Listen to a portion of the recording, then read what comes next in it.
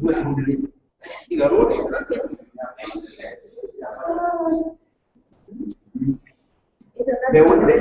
Yes. What do we do for the Silane? We have to do a strategy. Yes, yes.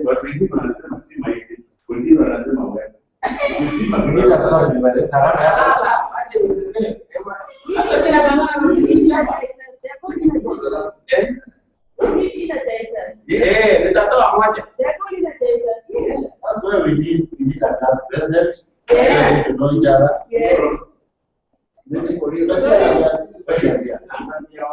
Unajua tu sisi kichwa the biological clock bado iko nyumbani. Biological clock iko home. Unajua physically yake. Lakini kichwa tunataka Thursday for the clock. Then we start going back. Ukifika huko biological clock inabaki kama kwa sana fundi. Tuko kwa shida. Ada program mereka. Kama ndio mambo. Biasa tu.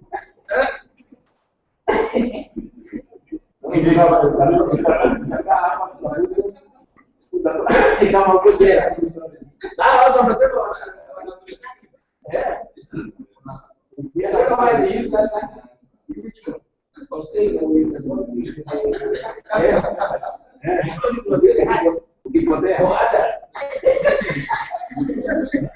for others like this. I was just imagination. Another like Anasema daktari alikuja training na Na wewe ndio unamjenga watu wa maana.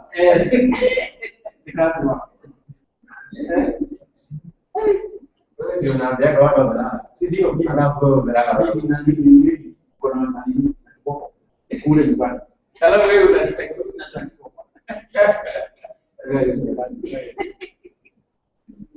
which is the next step.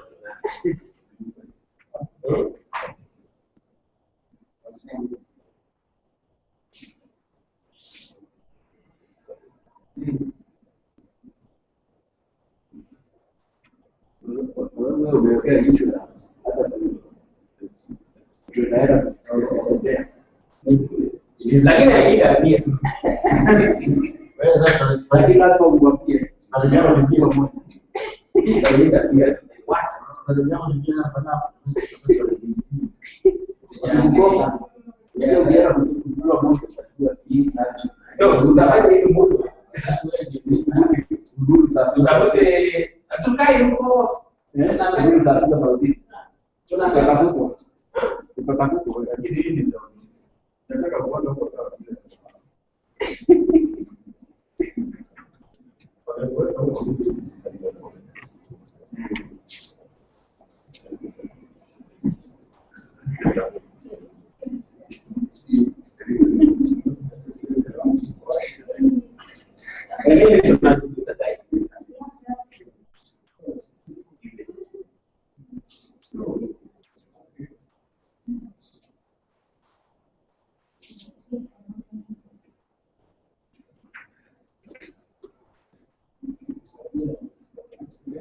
Daktari hiyo ndio hapo kwa hiyo program.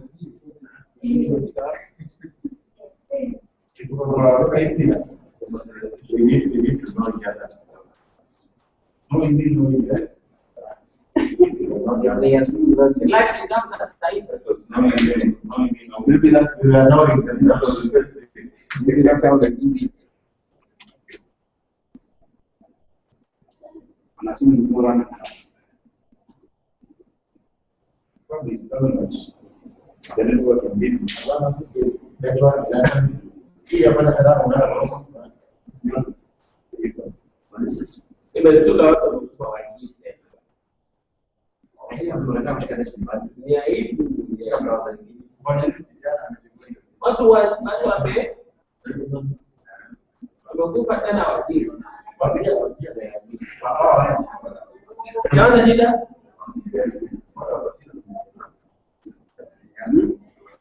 Hiyo ni kali. Kwa kile hata shida. You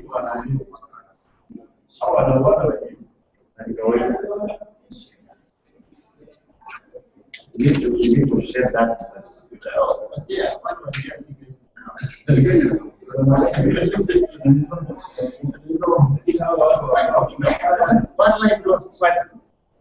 MTDC 2014 ada hati.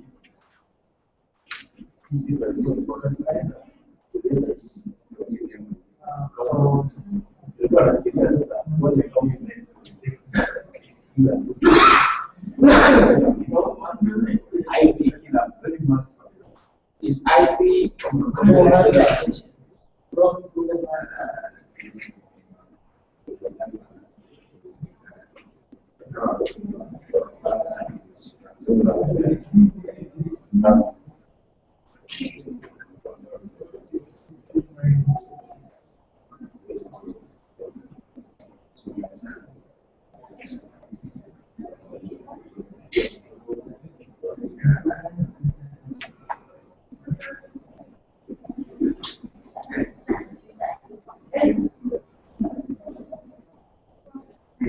Profesor ya?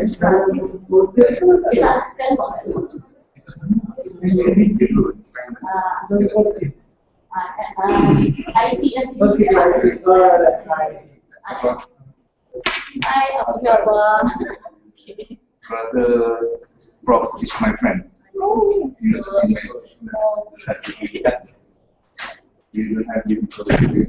I went ke atas tu sebenarnya. Oh, ya. And then dekat kat belakang soalan kau tak.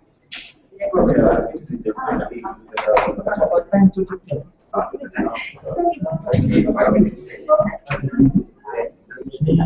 Ini kan ada live kan? Ini live ni.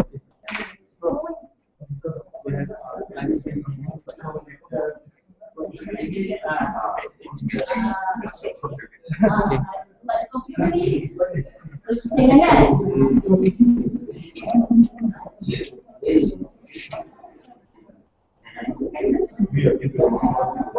Afrika.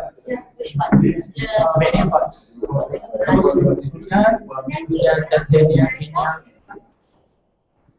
Jadi ada tiga provinsi yang keep themselves ready. Ada dua orang juga dapat berhasil. So don't worry.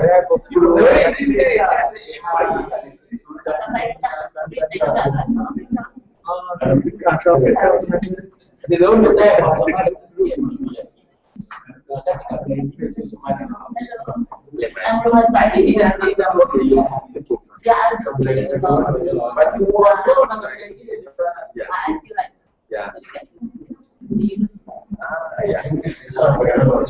Let me go outside. So,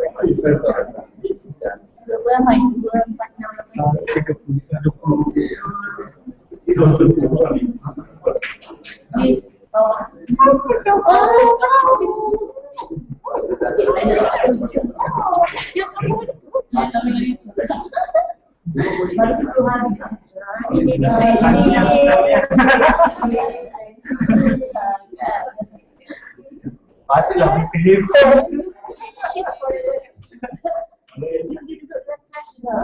You suka dengan masa IP tu. Kita ada file ni boleh dengar.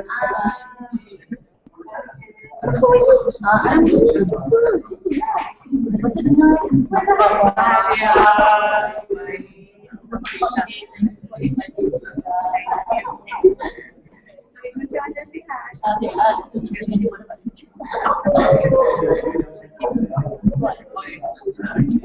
That's nice.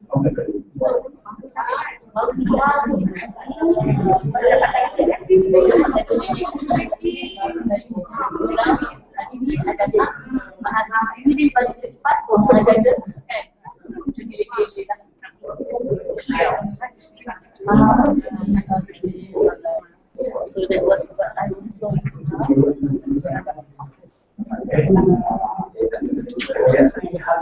yeah.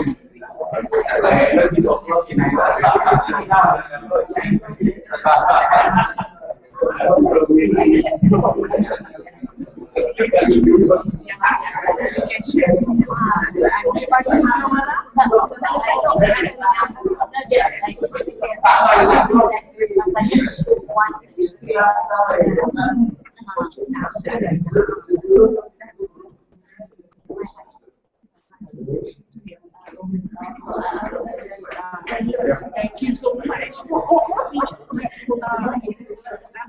Yes, this one we come to the international yes,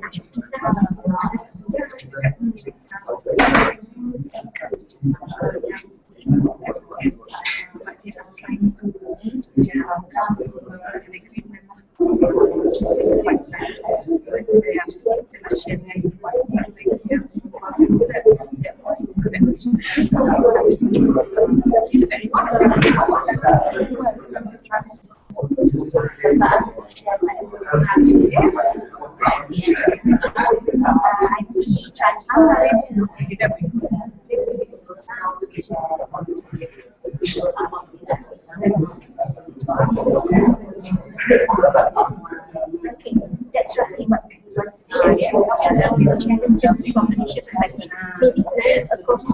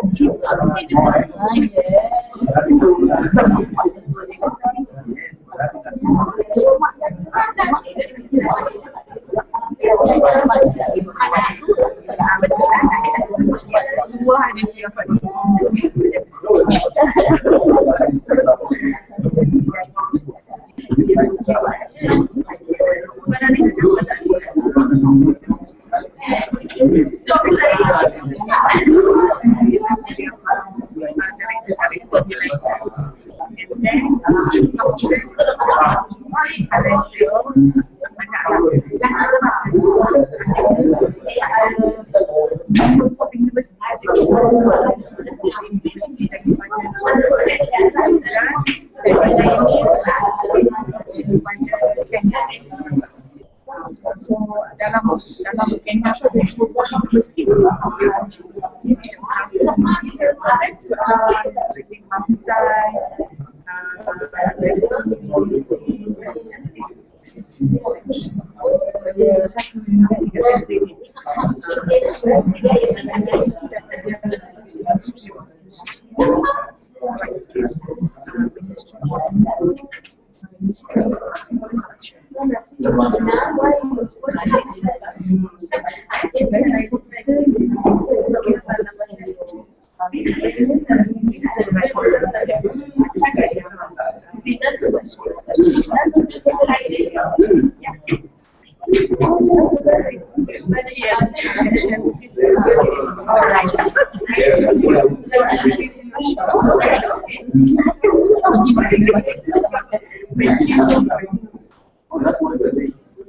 Okay, shall we start now?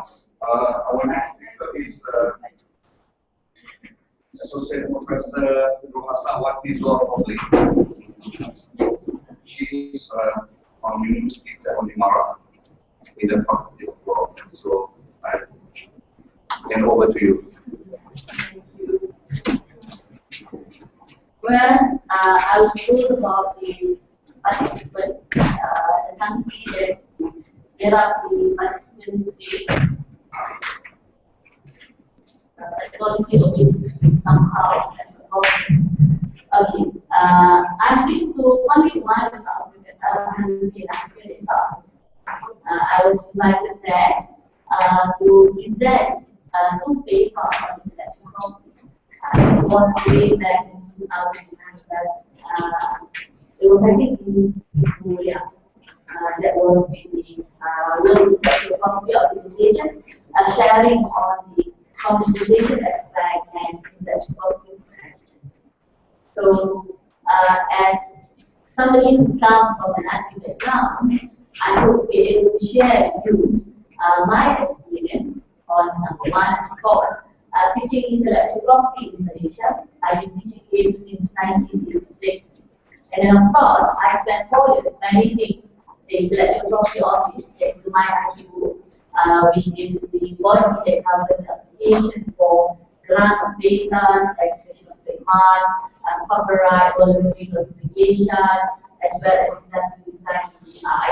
And then I went back to the university in the year 2010 because after all, it's much more an easy life in university rather than managing the IP office or the amount of government.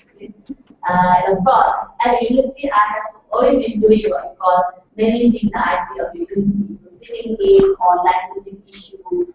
And my last post was, of course, as the head of intellectual property IP division on management of the university IP issue, and what we call RIBU, which stands for Research Innovation Business Unit.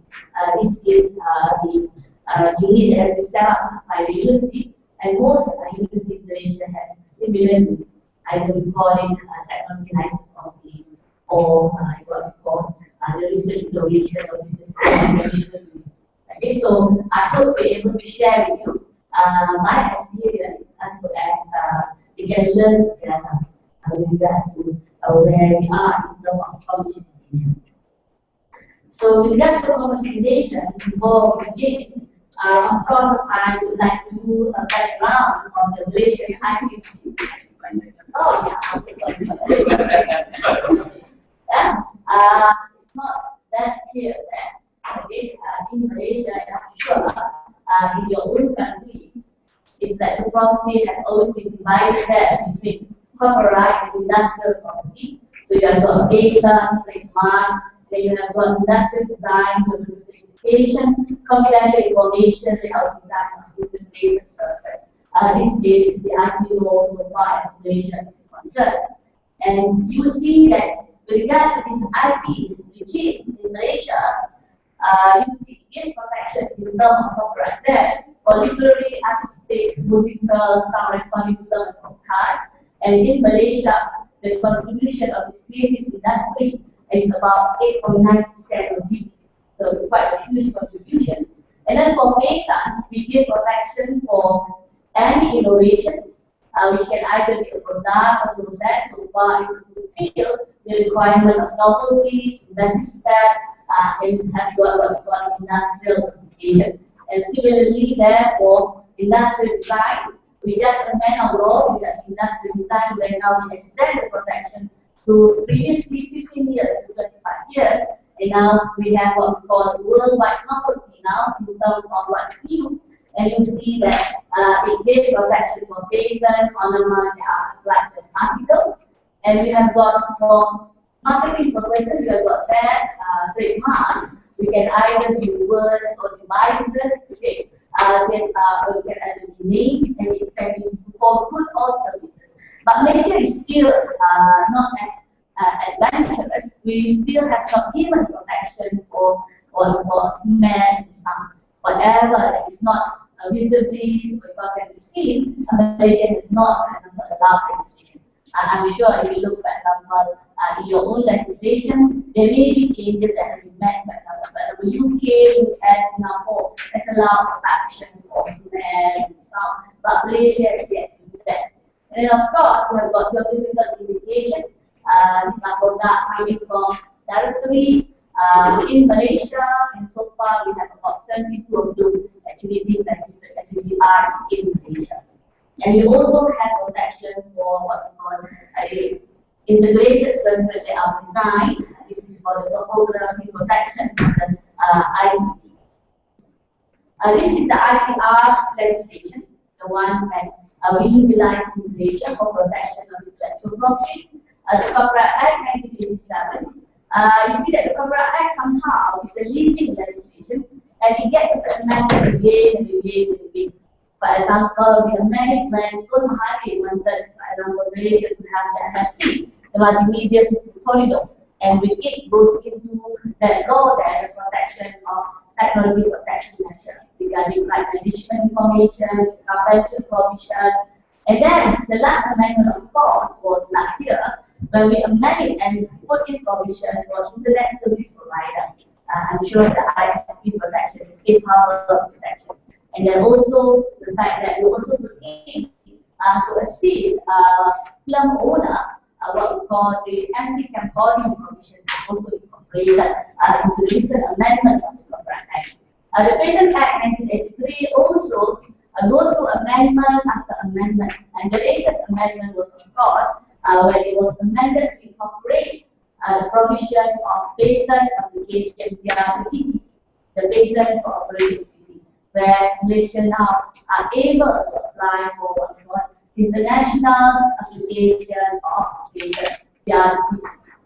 And then we have got the Trademark Act 1976, and this also goes through amendment. It's now in the pipeline, but Malaysia is intending to join the Madrid Protocol for purposes of international registration of trademark. Then we've got the Geographical Indication Act 2000. This one, the amendment is merely to incorporate provision on patent number. And then, of course, the layout design of Integrated Circuit Act 2000. There has been no amendment there. This is the basic IP law, and it is a living legislation. Whenever Malaysia feels there is a change in the international dimension, then the legislation will go through changes that is actually required to put in place the IP regime. And then, of course, we have supporting laws that support that legislation.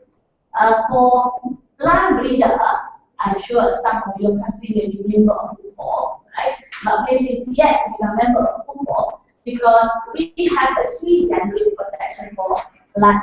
So we have the new Plant Rights Act 2004, and until now, Malaysia have not been able to join the talk because we decided to give our own provision regarding protection for plant breeder.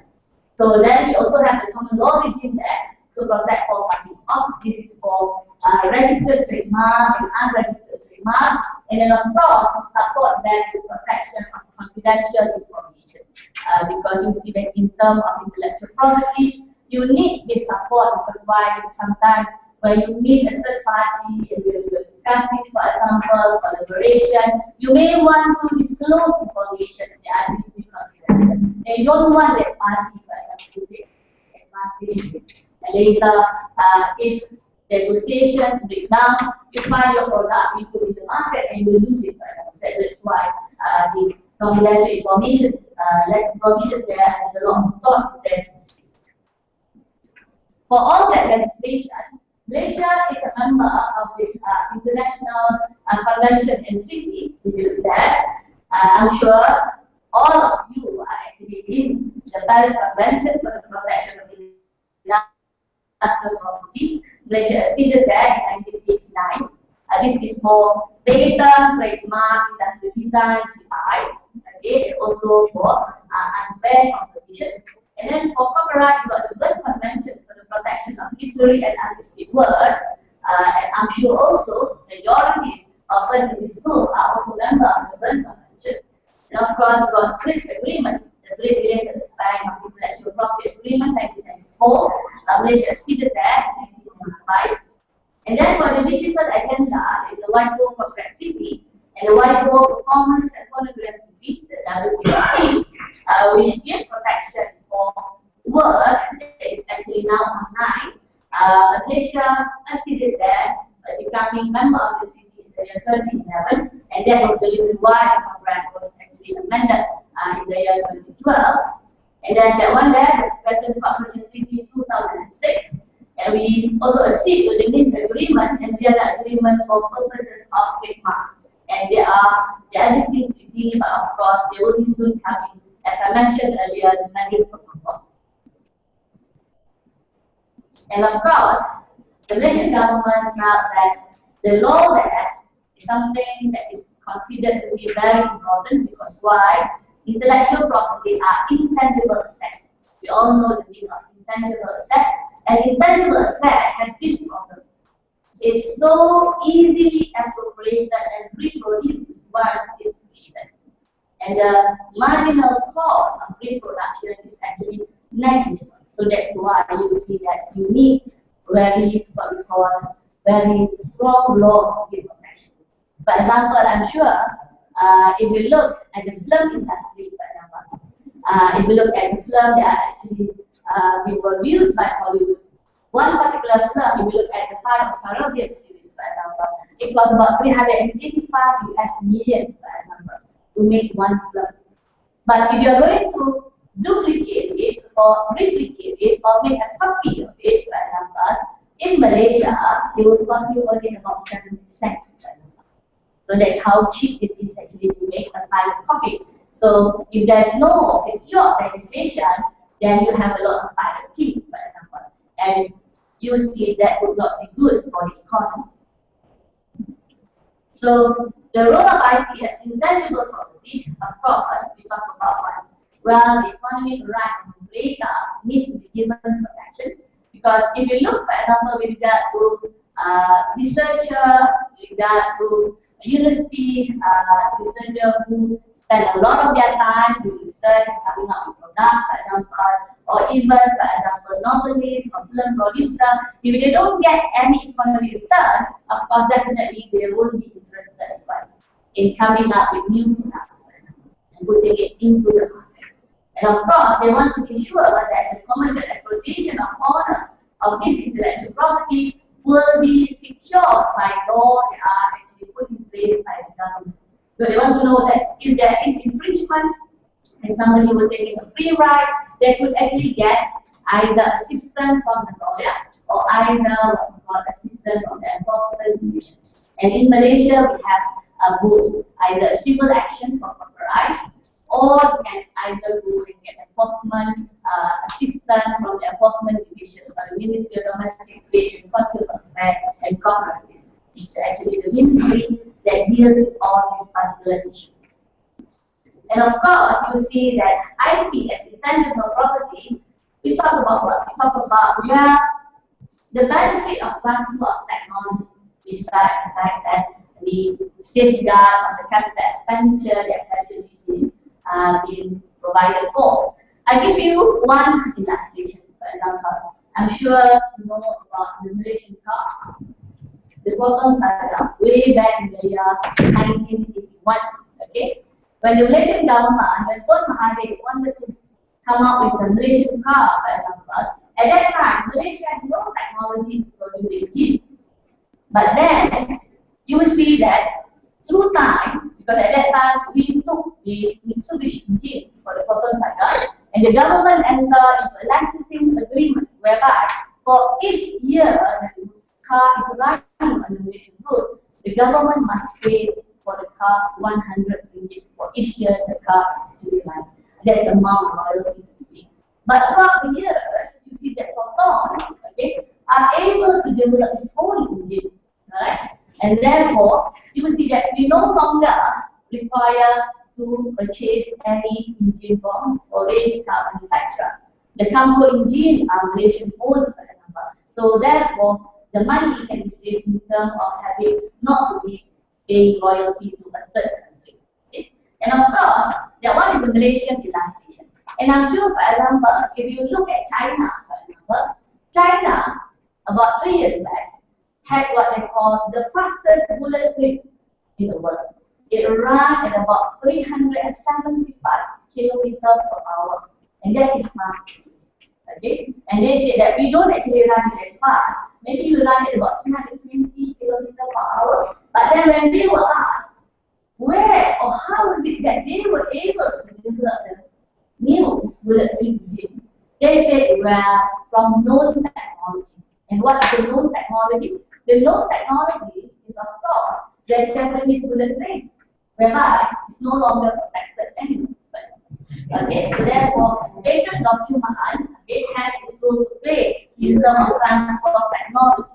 Okay? And of course, we talk about the fact that IP allows for cultural development in the sense that a better way of living. Here, in this room, you got this microphone, you got, for example, your computer, your handphone, okay? Everything, all the gadgets that is actually required today, because nowadays, if you look at a comparison in Malaysia, okay, under the old historical time, a man would not leave their house without the tourist. You know, the tourist is a sort of a knife, but it's a bit longer than a knife. It's very sharp and good at edge there. So they would put it at the side because just in case there is enemy on the road. We say no man will leave their house without that because that is a way of protecting themselves. But nowadays, no man will leave their house without their food, is it? They will return back immediately the moment they found out that they have left their food in the home. Okay, so that's how life has changed. And of course, it has its own downside. I mean, you are here then your boss will be contacting you when you are actually fast asleep. Because why? Because, well, the world is flat. So the cultural development that is actually introduced by all these new technologies also has got its own downside. Then with regard to that IP legislation, you see that IPR as an economic tool has a very important role to play. And this is where we are talking about commercialization. Because why? The intellectual property system must be able to convert innovation into consent. Meaning that if you have innovation, something that is new, something that can be put onto the market, something that can be sold, then therefore you create what? You create entrepreneurship. Alright? Take the Malaysian car, for example, as an illustration. The reason why food, it's very important to come up with the Malaysian car is because besides coming out with the Malaysian car, it also support other industries, for example. Come new industries such as insurance, loan, for example. Because nobody in Malaysia will be able to be that rich by car or cash, for example. You still need loan to pay, for example.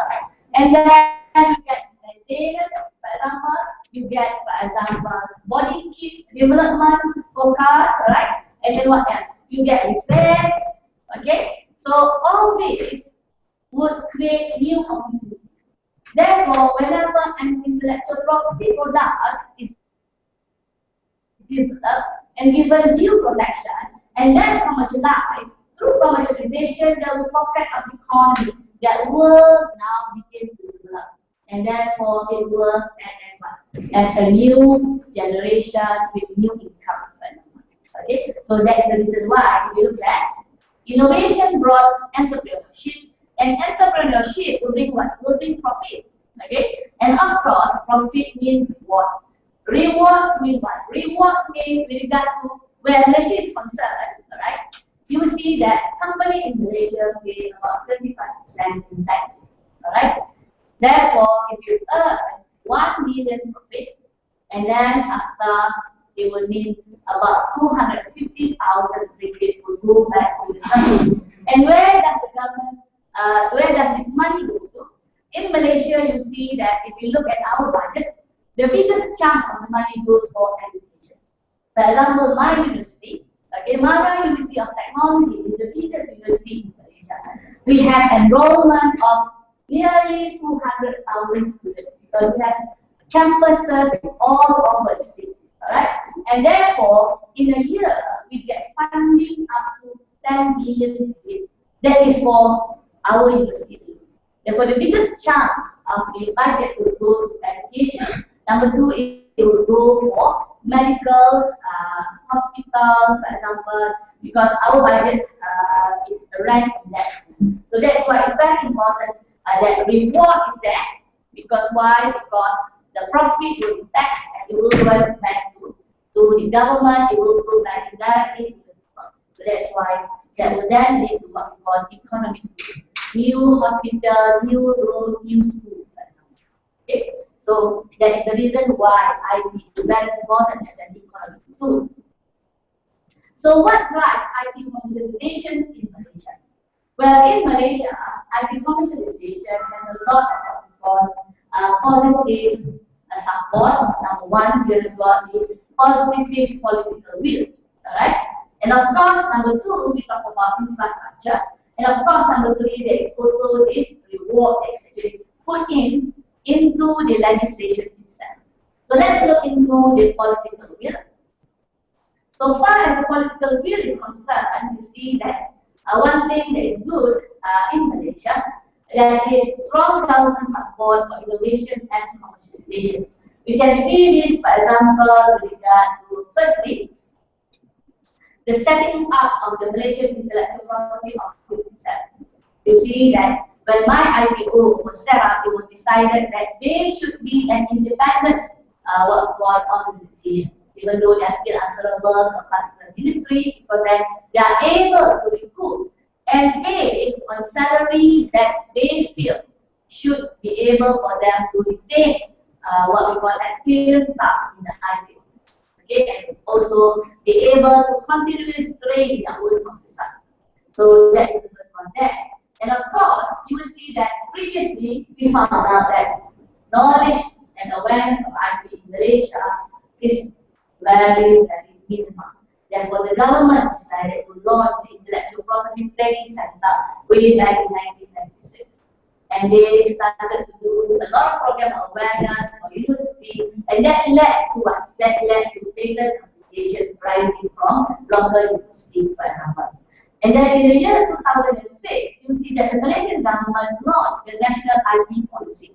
And the idea of the National IP Policy is that everything so far as intellectual property is concerned, they have to follow this particular policy. So that you will see that everything that would be done in accordance with the particular legal regime.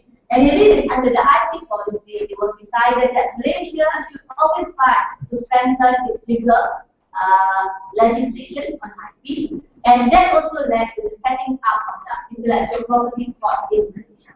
Okay, and of course, to support persons who are going to do research and then later commercialize, to be able to give them reward, we have got the innovation policy that laid down, for example, what would be the percentage that would be paid to the researcher whose products are actually commercialized and are actually successful. Okay, so these are some of the what we call roadmap has been done by the government to show its positive political will in terms of supporting intellectual property.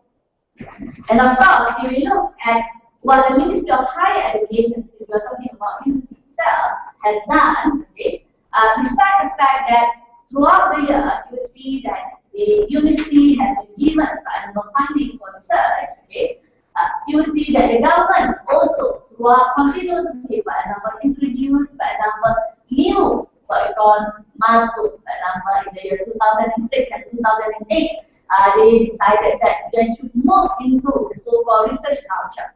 And this, the idea is that to drive R&D activity among the university, and that led to the establishment of the so-called research university, which are given special funding. Okay, there are about 5 of them, okay, initially. And then later, they decided they should also drive quality research from the year 2008, 2010, and then it continued with innovation and commercialization onward from 2011 up to now. Because, of course, commercialization needs to be there if you're to reap any form of profit. So that one is the political will, okay, in terms of what the government decided to support commercialization. And then of course, you will see that you also have the infrastructure, the development of the infrastructure. To support R&D, you will see that you will need laboratories. Therefore, laboratories need state-of-the-art laboratories, for example. And then you need databases, for example. Databases required. Why? Because when a researcher wanted to do research and to make sure whatever product they have got is actually what patentable, because they need to fulfill the requirement of new. And new internationally is what? Where this whole world contains, meaning that not just in Malaysia. Therefore, you will need database, for example, and a very good library. And therefore, there are universities that would subscribe to consent, for example, okay, and be able to do what we call detailed search of prior art. So this support, for example, their research activity. And of course, equipment and library, for example, that will be minimal thing that will support the R&D activity. And then of course, in terms of organizational structure, you will see that if you want to support commercialization, the first thing is this: have you got an IP policy? Alright? Because university or organization that have IP policy would have a standard guideline in terms of what? Number one, to be able to know what is actually intellectual property. Number two, to be able to know who owns the intellectual property. Number three, to be able to know if you are going to do publication, then must you, for example, seek permission. Because if you don't seek permission and it's published, and later you are late in applying for the patent and you miss what we call the so-called grace period, then you may defeat your own application. Because all over the world, you see that in terms of grace period, Malaysia has a 1-year grace period, meaning that if you file today, 1 year back, if you have put it on the market, it will still be considered new if you are the one who actually have put it on the market. Alright? And so does the United States. They also have a 1-year grace period. But then you see there are countries either don't have a grace period, Japan don't have a grace period. They have a priority 1 year, for example. Okay? And then Europe, if you're going to go into Europe, Europe has 6 months.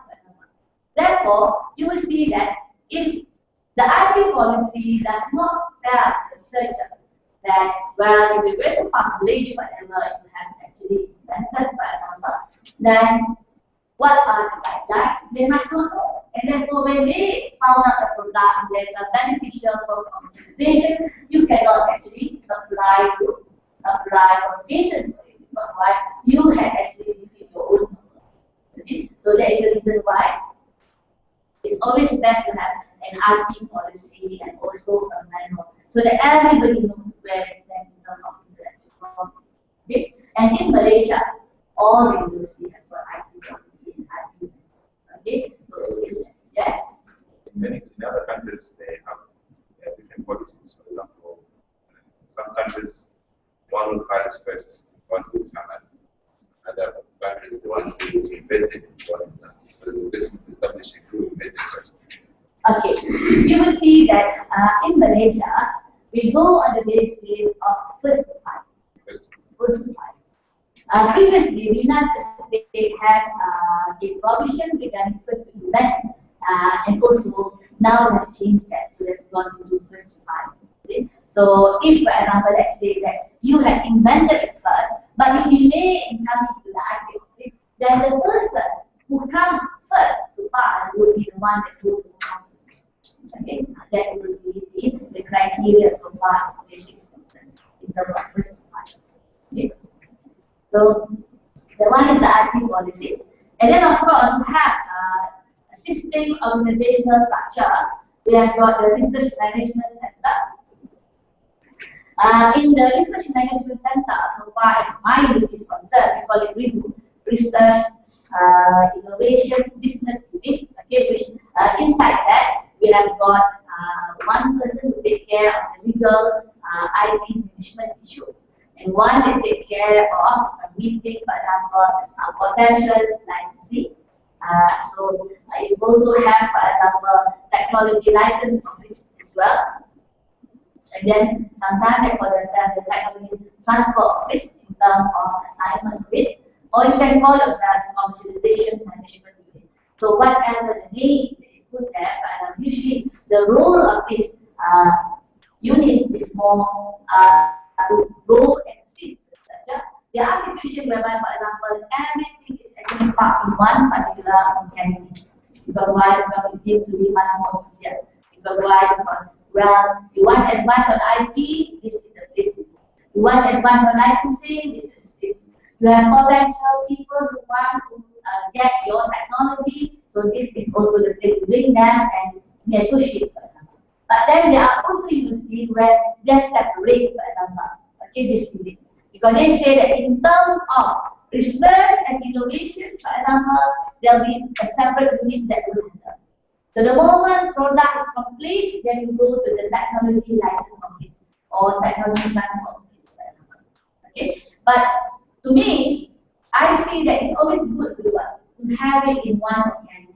That's why, because sometimes, so far as the researcher is concerned, if they go on their own and try to develop a product, and there's no assistance in terms of whether you're going to get any IP right out of it, then sometimes they are going to reinvent the wheel. And the moment they reinvent the wheel, then you get something that you cannot actually commercialize because you cannot apply for it. So it's always best to have, for example, this person here who does this management actually within one vicinity, so it's much more easier. But whatever the structure are, for example, it will be depending on the particular university. Okay? And then of course, there are also what we call incubators.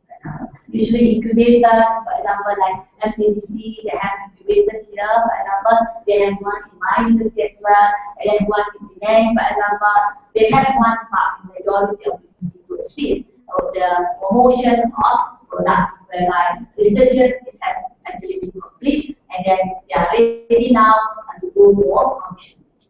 Okay, so you have incubation center. And then of course, you will see that this is, of course, human nature. Everybody who does innovation, very rarely, for example, you does it for the sake of, oh, I like to invent. Because at the end of the day, a lot of people feel that you ask us to come and do research, invent product, put it on the market. So what is the reward? Okay. So in Malaysia, in terms of reward, we have statutory provision for reward under the Patent Act 1983. Under Section 20, which talk about ownership of a patent, you will see that it has a proviso regarding invention made by employee. So even though the university lecturer, professor are actually employee of the university, okay, or they are employee of the government, for example, you will see this provision, okay, had this word here when it says that provided that where the invention acquired an economic value much greater than the parties could reasonably have foreseen at the time of concluding the contract of employment, the inventor shall be entitled to equitable remuneration, which may be fixed by the court in absence of agreement between the parties. And this provision also is supported by the innovation policy and also by the individual IP policy of each of these. So in the clause of the IP policy, you will see they will have reward provision. The distribution will be, for example, depending on the university. In some universities go on this basis, 50%, 50%, meaning that of 1 ringgit that they get with regard to the profit from commercialization, 50 cents would go to the researcher, 50 cents would go to the university. Some go as far as 80-20. 80% to the researcher, 20% to the university. Okay. The innovation policy divided 3. That will be the university, the researcher, and then most okay, the innovation policy. Therefore, because it's there in the IP policy, everybody are assured that if they come up with a product and it gets to be sold, for example, then they will have reward. And the thing is this, even if the agreement is silent, provision of the Act there, under Section 20 says that the law can override any provision, okay, of any agreement that goes contrary to Section 20. So you are always assured of your reward. Right? And of course, besides reward, okay, in Malaysia, if you are intending to apply for promotion, I mean from the university, you have to publish, for example. So, patent application is considered to be one where you can be given mark for purposes of promotion exercise in the university. Okay, so it acts as incentive to people to go and invent. After the patent has gone through or just temporary? The moment they apply, for example, they can put there. Okay, you don't have to wait for the grant, for example, just to show that you have invented, you have applied. So a proof of what we call certificate of filing, for example, will be adequate to show that you actually have done an innovation. So there will be column in the application to show that reflect that you have do an invention. So in Malaysia, besides the reward there, this is the manner of commercialization there, for example, where the university actually involved, for example. Number one, we can either go through what we call an assignment. An assignment is an outright sale. An outright sale has got one good advantage. I mean, if you have a potential, okay, industrialist who wanted your product, and then you are able to negotiate a very good pricing for it, then my advice is always go for assignment. Because why? The moment you assign, you get money upfront, and then you don't have to worry anymore about collecting royalty. Because if you go on licenses, you have to collect every year, for example, okay, and you have to go and do accountancy check, for example, to see the record. Therefore, assignment is much more better. But then we also go to licenses. Okay? Usually, in terms of licenses, the university would like to grant non-exclusive license. Because why? Because the university would like to grant similar license to other people. But potential licensors, they don't want what we call non-exclusive. They want exclusive. But my advice is this. For those who are involved from the university in terms of licensing, and you have potential partner who say that, okay, we are willing to take your technology, but we want to go on exclusive licensing, then be very careful when you draft the term of the agreement. Meaning that if you have a technology that can actually be divided, let's say that yours is a pharmaceutical product that may have two scopes of use. One, it can be used for human consumption. The other one is for veterinary. Then divide the scope of use and go only exclusive on each scope. Therefore, you have potential licenses with different partners. So that's one way of trying to secure your right. The other one that I noticed is this. I noticed that sometimes potential licensee, they want exclusive license, but then they also want a clause to say that you, the university, cannot in any way, after the grant of the exclusive license, continue to develop the product. Alright? So because under exclusive licensing, the law is this. If you grant exclusive license, it means that you yourself must not in any way interfere with the product. Okay, you yourself cannot use the product, cannot manufacture the product, for example, because you are given the right there to exclusive license. So there, be careful on that clause. So my advice would always be, if you have such clauses of exclusive license, since you are from the university or from industry, you do future research on the same product, then if there's such a clause that you cannot further develop the product, then ask them to vary the clause and say that for future research, even though there's a grant of exclusive license, then you are entitled to continue developing the product for research purpose, even though not for commercialization. Okay, that's how you secure yourself, for example. Because you may want to develop it further for other purposes. So don't have what we call a blanket provision in your licensing arrangement. Okay? And then sometimes, the easy one also in terms of commercialization is you are able to negotiate what we call contract research. Contract research, for example, in my university, one of our success stories, of course, Malaysia. Okay, where, for example, the company, through negotiation with one of our professors, they developed the product, and then together it was then assigned to this contract research. So the researcher are assured of what we call payment, and also a percentage goes back to the university. Because you see that whatever income that the researcher obtained out of contract research would go back then to a percentage to the university plus of course the researcher under the equitable remuneration. And of course, sometimes the university has spin-off companies. Okay? This one will depend. There are universities that are very kind to researcher in the sense that one, they will allow the researcher to take time off up to 2 years. Some allow 2 years time off, full salary paid, for example. Okay? Because they go on this basis. Well, we pay the salary because they definitely will need to pay their rental, their houses, their car, their family need to eat, for example. So if you put them in a deep blue sea, there's no money coming back. You are not sure they're going to survive. So therefore, okay, why not give them the full salary, allow them the spin-off company? Because if this spin-off company develop, make profit, in the end, reward goes back to the government in the form of taxation. So indirectly, nobody loses, for example. Okay, so that's one way. But there are also universities who either don't allow spin-off at all. Who say that, okay, if you want to go for spin-off, you take unpaid leave.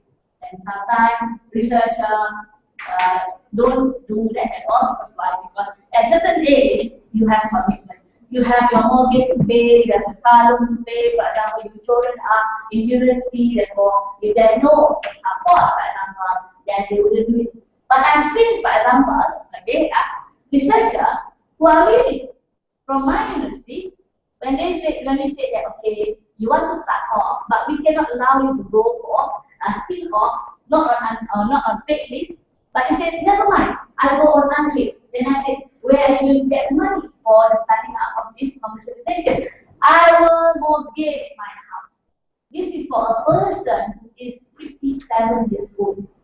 And you already at the age of 57, you are nearly retirement. In Malaysia, retirement is at 60 in the university, private university at 65. And then, of course, you can go on contract basis until you are 70 plus, for example. But you thought, at the age of 57, you want to put the product on the market, you couldn't get leave from the university, but you're ready to say, I'll go on unpaid, I'll mortgage my house. And that is how, what we call, some researchers, what we call, they are so committed to the product, they feel that it has a potential market. So if the university will support, and they wouldn't mind setting up their own spin-off on them.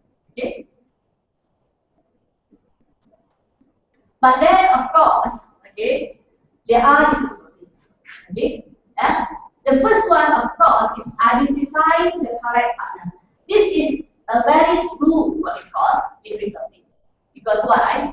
When we talk about identifying genuine partner, for example, okay, you will see that as a person who has come up with a product, are you not eager, for example, to tell the world that I have a very good product that can actually commercialize, you make money, you become rich, become millionaire? Are you not happy to do that?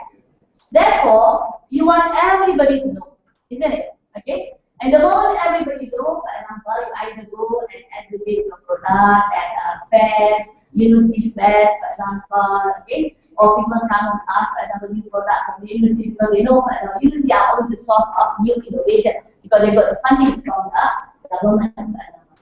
But then when people come in, for example, and they say they are very much interested for your product, are you sure that they are actually genuine? Or are you sure that's only coming there for the sake of what? For the sake of looking at your technology, and you are kind enough, okay, you don't know, for example, you won't listen to advice on the IP lawyer, for example, you disclose everything to this person who comes. So that's one thing sometimes people do. Okay, researchers do, for example. They will disclose everything. And then later, there's no non-disclosure agreement signed, for example, okay, prototype has been given, okay, therefore, later, when everything breaks down, they found out what? They found out that, well, somebody had come out with similar product.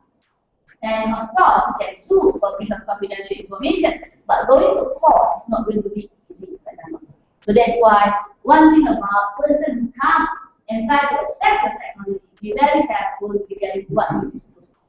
That one is regarding person who comes. And then also, these are what we call person, for example, who come in and say that, we have company, and then we can also collaborate, and we have got the money.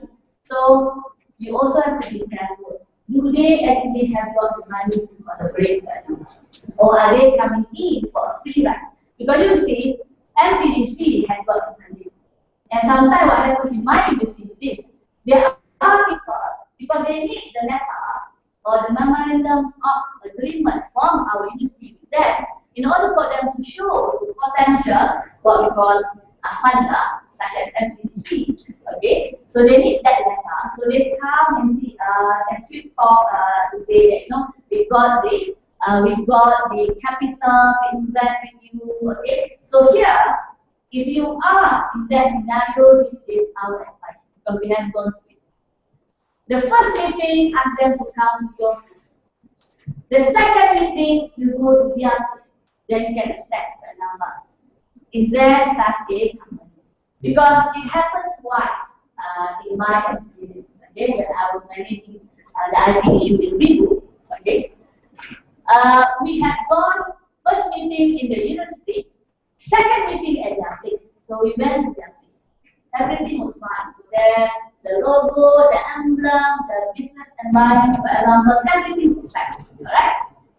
And then 1 week later, accidentally, we passed through the same area, everything was cracked up. Okay?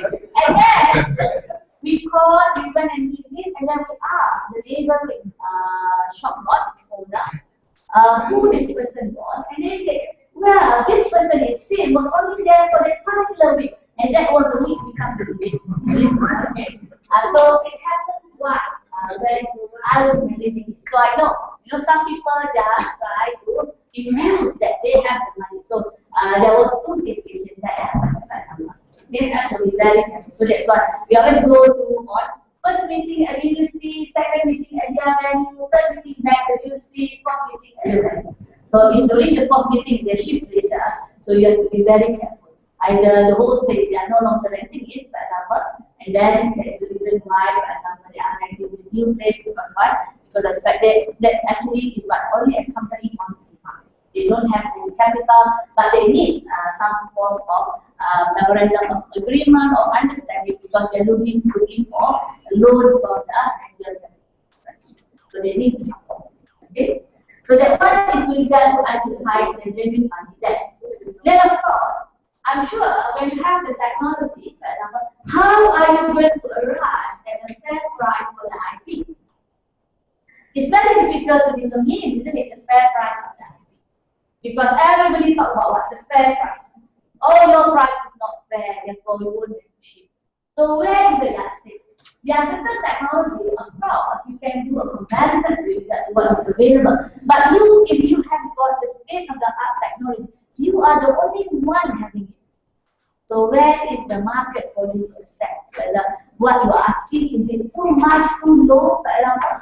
That one is something that the best thing is what? The best thing is whenever you have a researcher, ask them to keep a big bound book that will detail, for example, how many days are they using the lab? How many technical assistants there? How many hours do they put in to come up with the product? You'll be surprised, for example, I come across researcher when we are negotiating for them to regard how much to sell the technology, and I say, okay, how long were you in the lab? I can't report. How many assistants? I think I should do, but then one went home, then one came back. Then because why? Because they don't have, even though they successfully keep this bound book, somehow they fail to follow it. See? So it creates difficulty to those wanting to negotiate for them with regard to the price. See? Because if you look at the technology, you know, for example, what was the cost, you can assess, for example, in terms of how much to ask. Because you are going to work yourself, okay, 3 years, licensing, plus another 3 years, so potential of getting profit at the end of the day. So you also have to give some sort of what we call assessment into when the product will actually be successful. And of course, legal framework for the IP transfer transaction is also another problem. Because you will see that a lot of lawyers thought that intellectual property transaction is just like any tangible asset transaction such as land and house. It doesn't work that way. Because why? Because one thing about land, it doesn't suddenly the next day become invalidated by court, for example. Okay? But patent maybe, for example. And then land, no matter, for example, not even, for example, if you hold it for a long time, it has the same value. But innovation, for example, okay, it has what we call a time period where after a few years nobody wants the technology anymore. Okay? So you have to really work and assess when you're going to get the best income from that. And therefore it has to be incorporated into your legal. And I find that when negotiating, it's always best. The same person follows through. Never go on this basis. This week you are free, please go. The next time, another round of negotiation, oh, I'm no longer free. Can you ask some guests to go? And then the thing that you get different perspective of the agreement. And at the end, when everything is fine, you will find what you find, it become one-sided. And usually, if you don't have a person who can retrieve the document correctly, it's always one-sided or one party that got good in that. And usually, the university are the one that lost. The university will say, no problem, it's not our forte. Okay? And then of course, you will see that, well, in Malaysia, we always believe that university research must be commercialized. Because if you look at the statement by the Prime Minister, when he was then the Prime Minister in 1976, the success of a particular research is not dependent on publication or recognition in the journal, but dependent on how far that particular research has been commercialized. Okay, so therefore, if you don't commercialize, for example, how are you going to be able to get any form of yardstick to say, we have spent 2 billion ringgit, so this is the thing that we actually commercialize. But then, well, there is the problem of the death value. And I'm sure you in this room will know what we call the death value syndrome. I'm sure it will also happen in your university. The death value syndrome is one problem that occurs everywhere. Where you have got the product, research is completed, then you don't have money anymore to do what? You don't have money anymore, even for example, to upscale it from lab into factories, for example. That's one thing. To put it into a business method, for example. Okay. To do packaging, to do trademarking, for example, there's no more money. So that look into whether you have, for example, in your country, a system to assist researcher who have come up with a prototype whether they can get out of the death value. Okay. And of course, another problem, even though the Prime Minister say commercialize, you will see that university will say this. Well, commercialization is not the core business of the university. Our core business is what? Our core business is to teach, to educate, to teach the knowledge of commercial so that our credit go up there and then not. That's our job. Okay? So if you want us to do research, for example, think about our workload, for example. Okay? How many students we have? How many master students? How many PhD students? For example, yesterday I was spending from 8:30 in the morning until 6 with my students. Because this is the last week of the semester. Okay? And this master student has to do presentation. There are 14 of them. One person has to do 2 presentations. 20 minutes per person. Imagine how many hours I'm sitting, for example, just to listen to their presentation. But they are doing comparative mark and dilution of notes, for example. Okay? So you have to compare US, Malaysia, UK, so it takes a lot of work. So I have to be fair to that and listen to what they have got to say. So that if I'm going to say that during my weekend, Saturday and Sunday with my students, am I going to go and do research? And then after that, I need the paper for publication, for getting promotion. Am I going to wait to say that, okay, pass through the IP procedure, let's see whether you to apply for the patent, and that's the procedure, you have to wait for 6 months, for example, while you decide, then we can do publication, whether it's good enough, actually 2 weeks from now. And you really need to set a paper, for example. So a lot of people ask, that's okay. And they said, well, that's not our core business. But then, bear in mind, in Malaysia, the government is actually university must now try to find income up to 30% by their own expenses. So that's why all universities have to come up with innovation that can actually be commercialized. And of course, the level of IT understanding also is not as high. Okay? You will see that there will be pockets of new lecturer, for example, new innovator that need to be educated on intellectual property. Because even though, for example, intellectual property in Malaysia is an old subject, in my university, they start teaching it in 1984, for example. And if you look at the law, that law there is an old ordinance, 1950, 1965, for example. But still, in Malaysia, you see that, well, if it doesn't concern them, you don't need to know. Okay, that's the case one. You still have to re-educate. And of course, in Malaysia, we also have problems regarding financial support, for example. Okay, and I'm sure all developing countries have the same problem.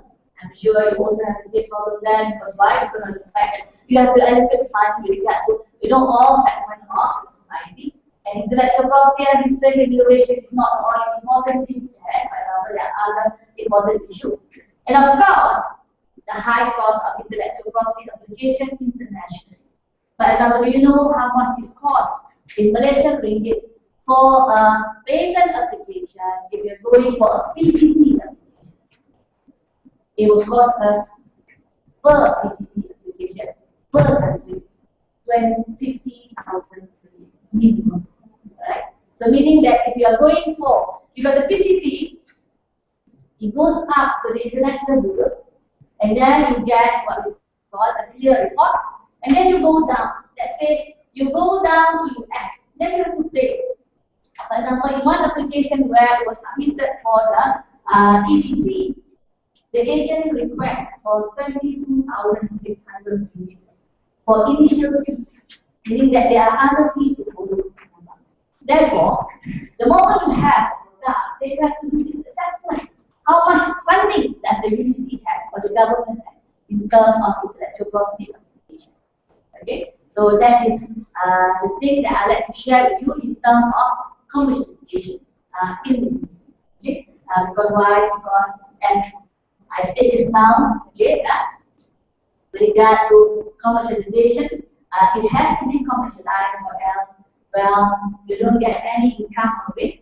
So funding that actually given to just go to base, for example, okay, so that's why you need commercialization.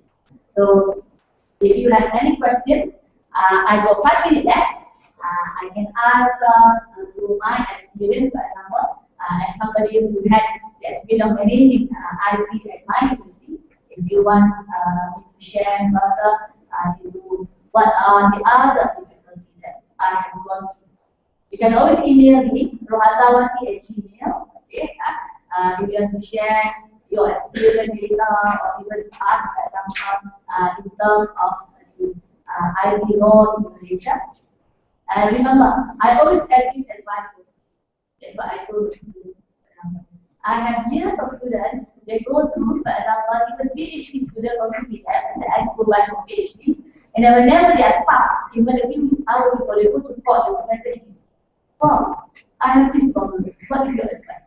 So immediately, usually I will answer.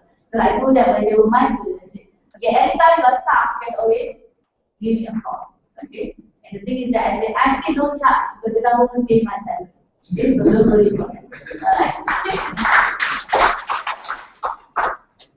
So, thank you very much. First of all, it was a wonderful day.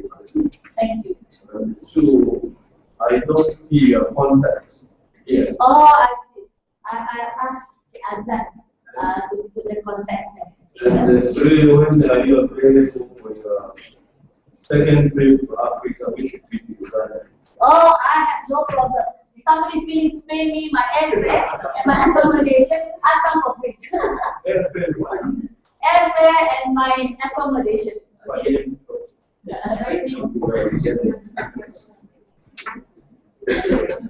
Thank you. We will take a short break.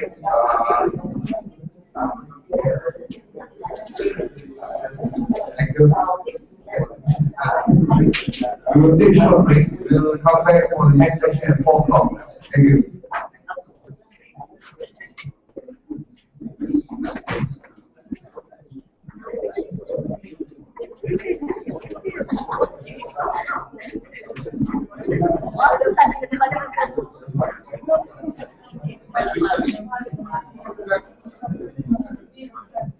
So that's a three breaks. So that's my card.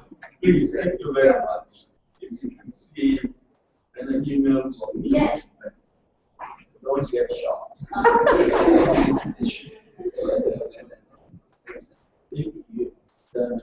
There's a tea break here. And a tea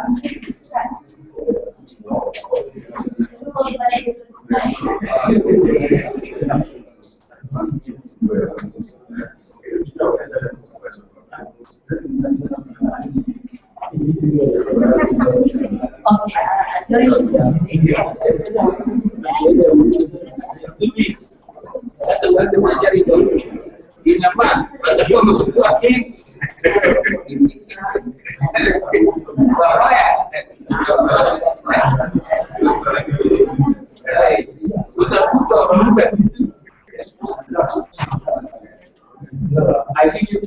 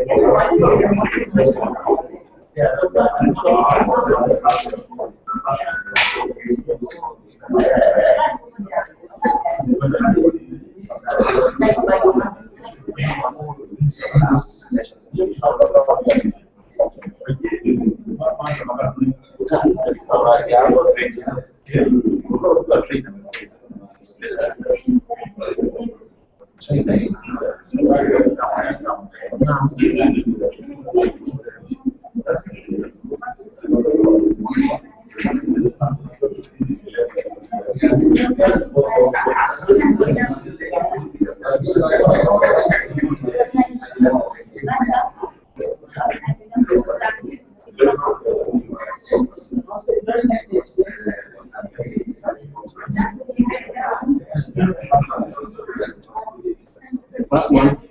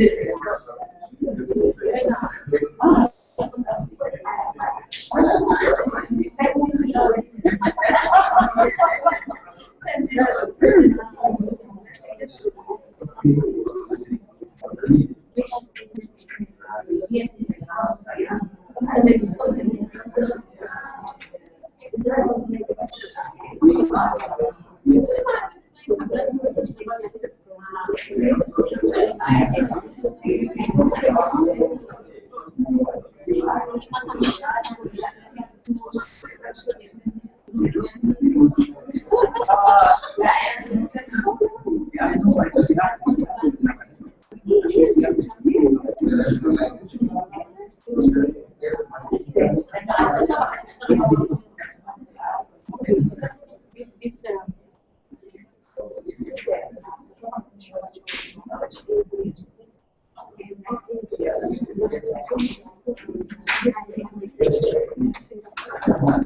De Java.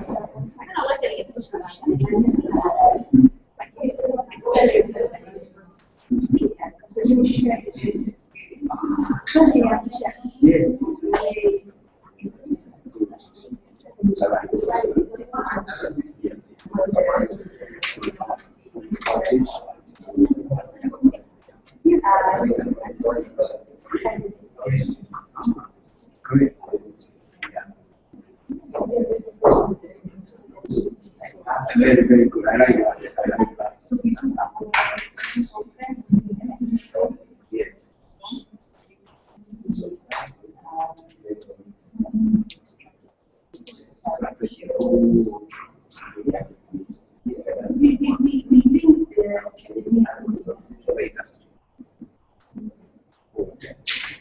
You've done it very well.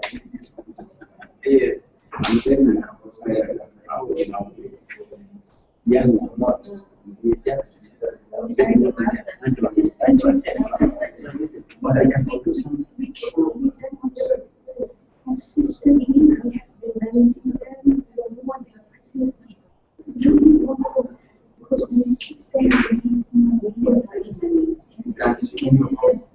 Throw them in the ocean, they swim back to the shore.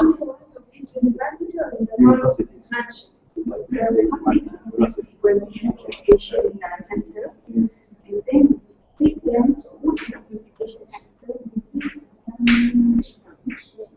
So that they don't feel harmed with visits to recognize.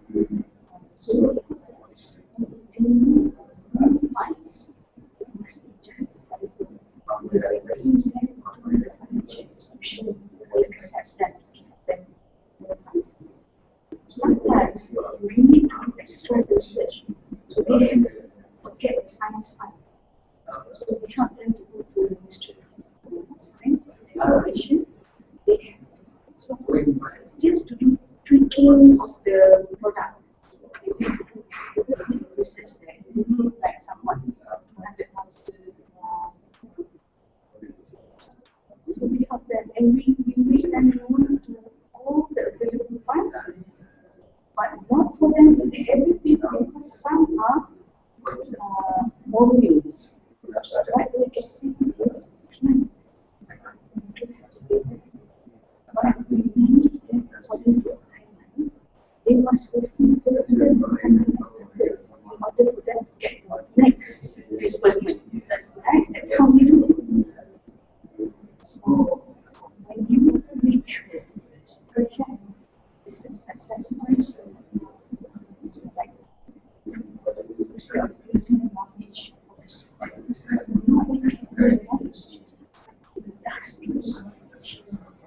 theory that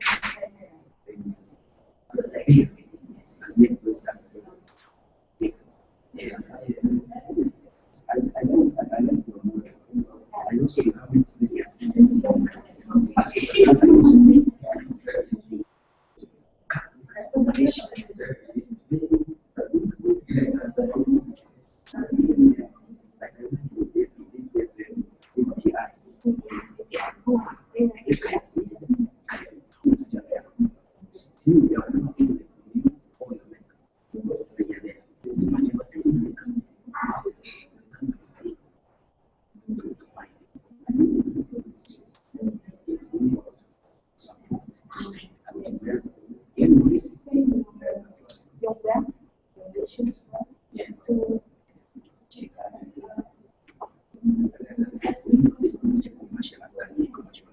can be commercialized, and if it can be commercialized, to make the company sustainable. Don't let it close. So that's what problem. You need awareness, and what's the problem? What's the immediate? What's the short term and what's the medium term problems? For you to address. And this can be the long term problem also. So from the short term, that can come to the long term problem. You can address the short term first.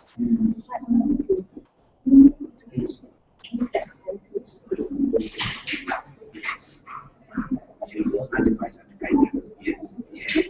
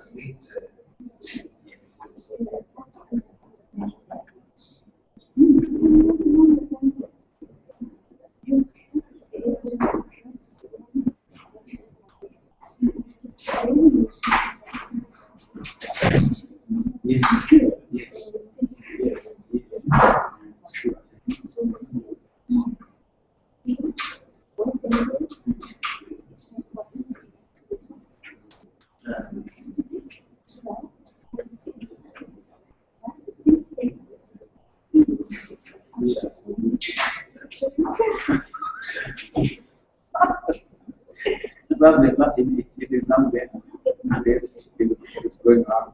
It's not that. Yes. But it's not probably to say you have to show that. It's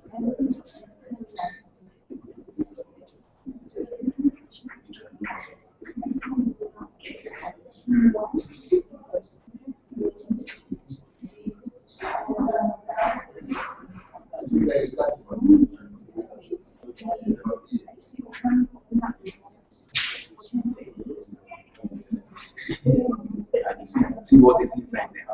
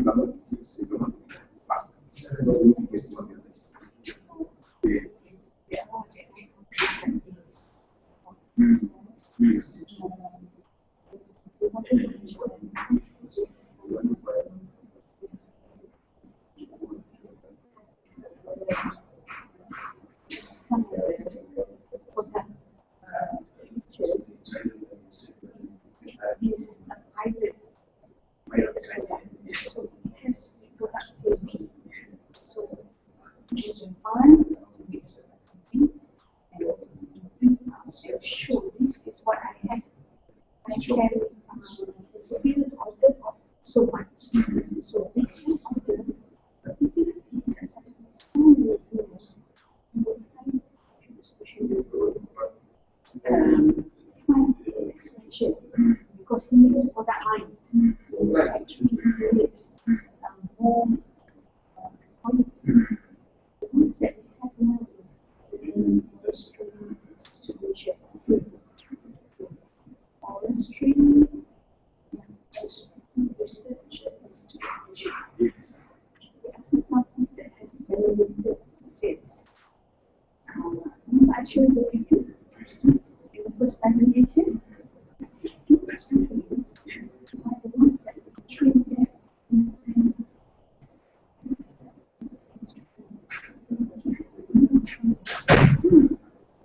Now you see the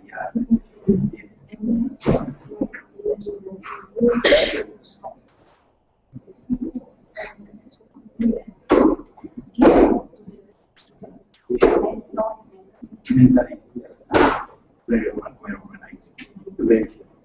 Ranking. Oh, you are rich. You are rich in ideas. Rich in ideas and projects. Rich.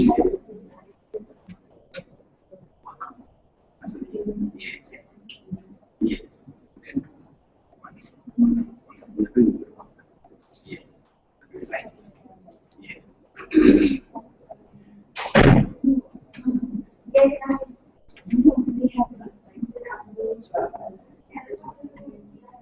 Yes, we have companies we have it in our status. We have it in our status that we can start a company, enterprise company. That's what the roots is started. And this is one because basically we started technology bank. Yeah, bringing the consumer bank and this which can absolutely. some of these things. But the studies are yes, they see the community as a committee.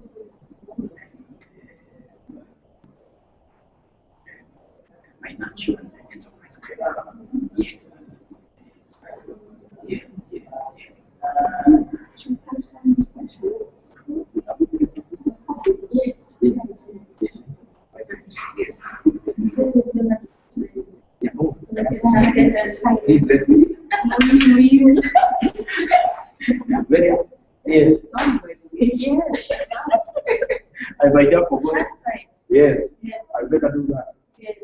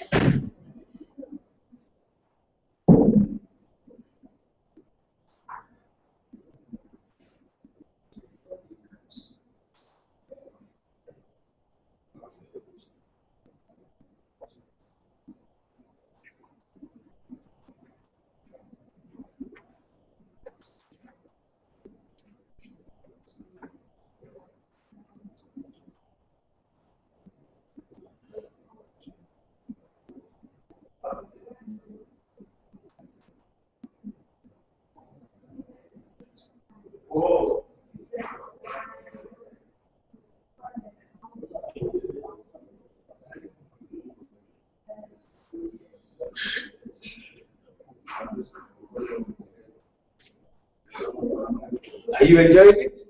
Yes. Camera ito pasok, my dear. I know. Eh? This position is easy to regulate. You should get off. Sila marali ba? Nitalala.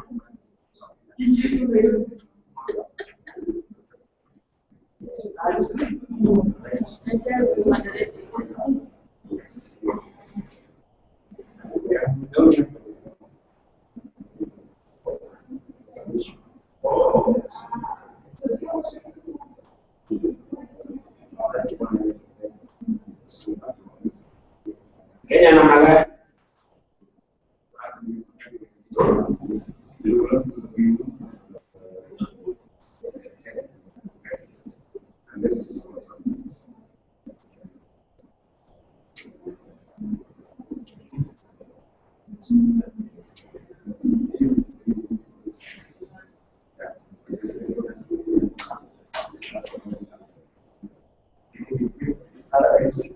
This is what I saw. You have felt it is.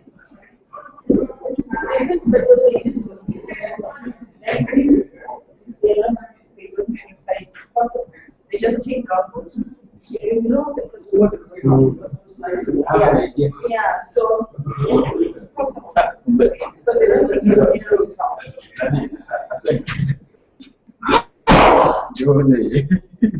Hiyo ukilala unaonekana.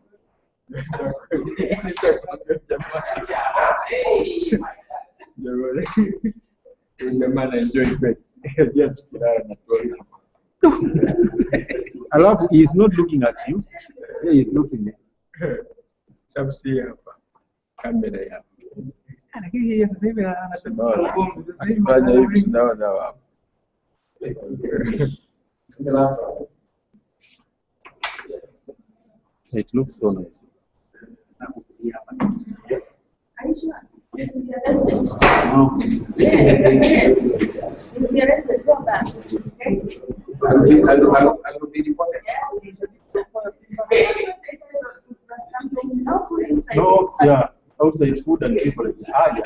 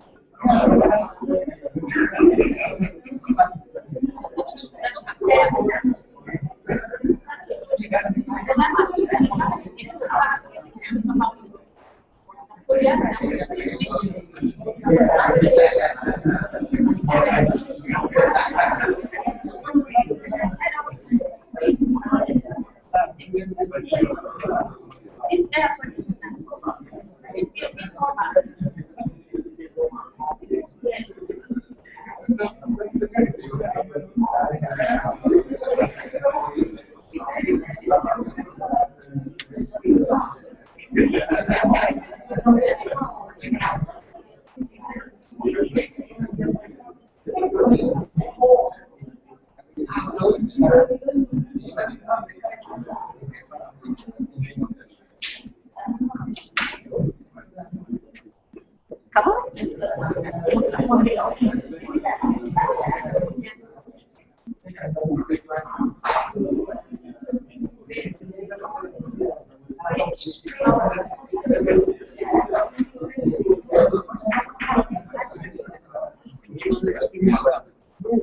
Okay, we are about to start our next session. Our next speaker will be Ms. Nurhayati Mohammed. She's the managing director of my agricultural companies. Over to you.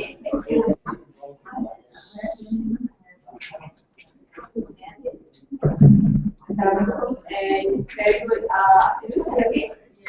Okay, they normally put me after lunch because I have a very loud voice. And I can make sure none of you are sleeping.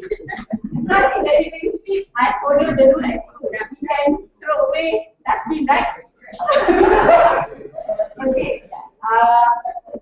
First of all, I hope that the view doesn't block the video doesn't block the view. But in any case that you cannot see the slide or anything like that, or you need to ask me questions, please feel free. I started my journey of professional life in MTCP in 1995.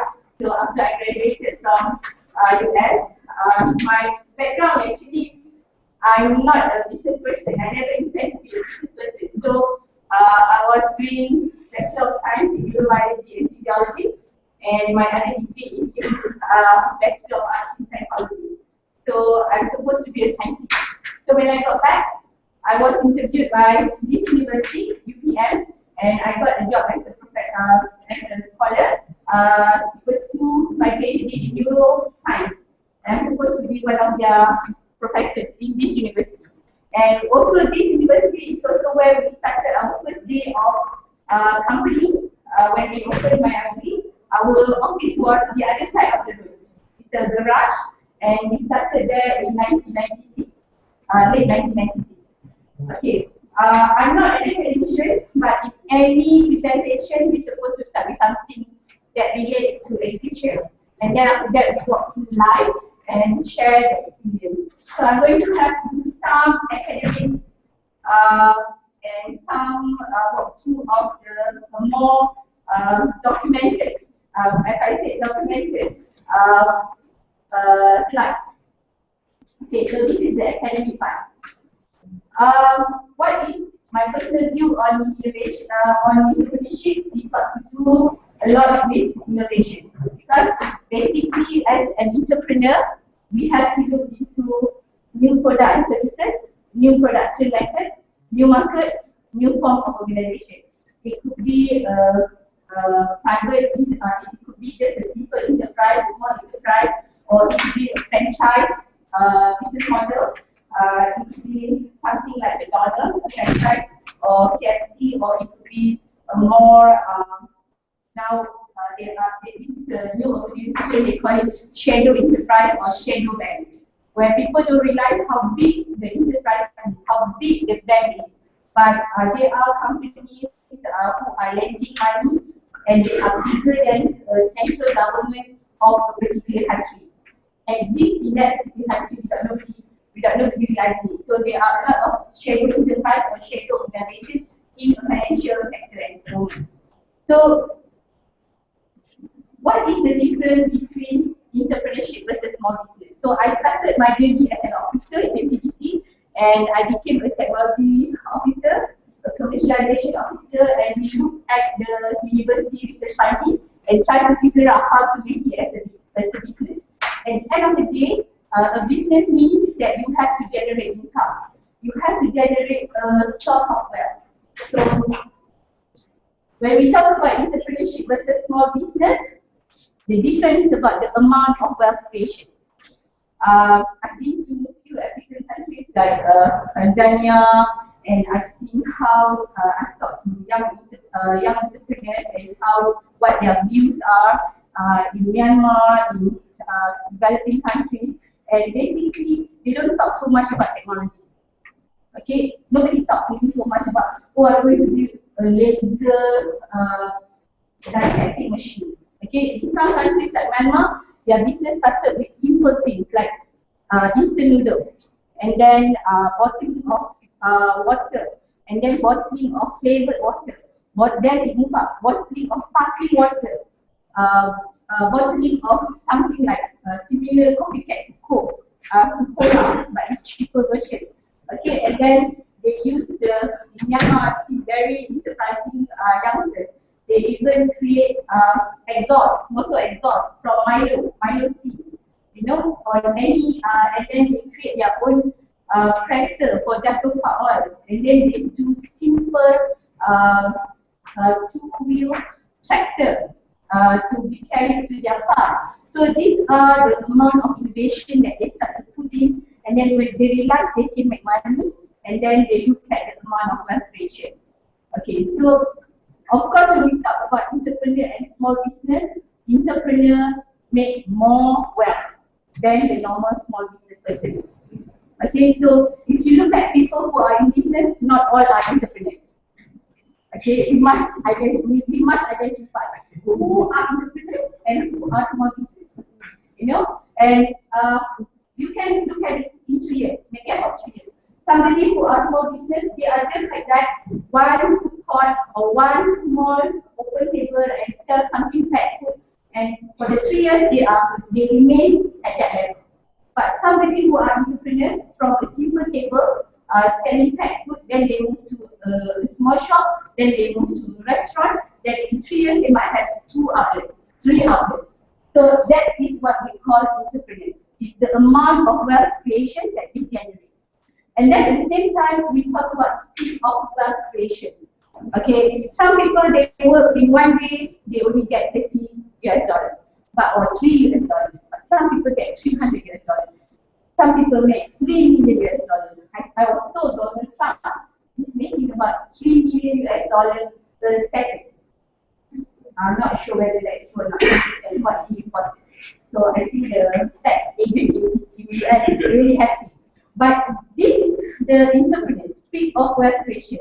The risk, okay, compared to entrepreneurs and small business people, of course, entrepreneurs have more than anybody else. They also have more than, okay, more risk.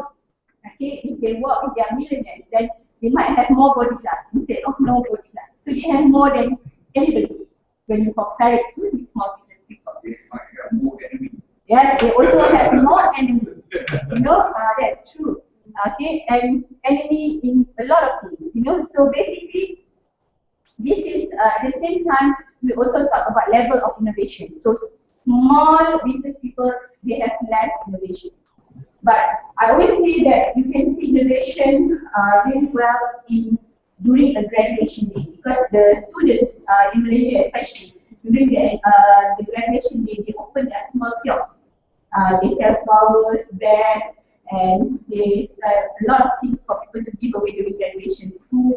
Okay, and the good entrepreneurs among the students, you can see that they have a good branding, they have good stickers, and they also have good marketing plan. So these are the kind of future entrepreneurs that we can identify compared to the normal business people. And financing creativity. Okay, the entrepreneurs normally, they don't use their own money to make money. They will use somebody else's money to make money because they are more free. Okay, so they develop something like, okay, let's have a pool of investors to start with, you know, and even when you talk about Steve Jobs or you talk about whoever the IT icon, they never use their money, they use credit card money, which is not their money. Nobody says they use their college fund. Did you see Steve Jobs use their college fund? No. Steve Jobs used credit card, $20,000 US to start his business. You know, so this is what we call about financing creativity. So if your children come to you and say, Mom, can I have, if you can invest in my business, then you know he's an entrepreneur. But if he tell you, can I use my saving, then you better stop him. And say, you better study. How to become because we are going to use that.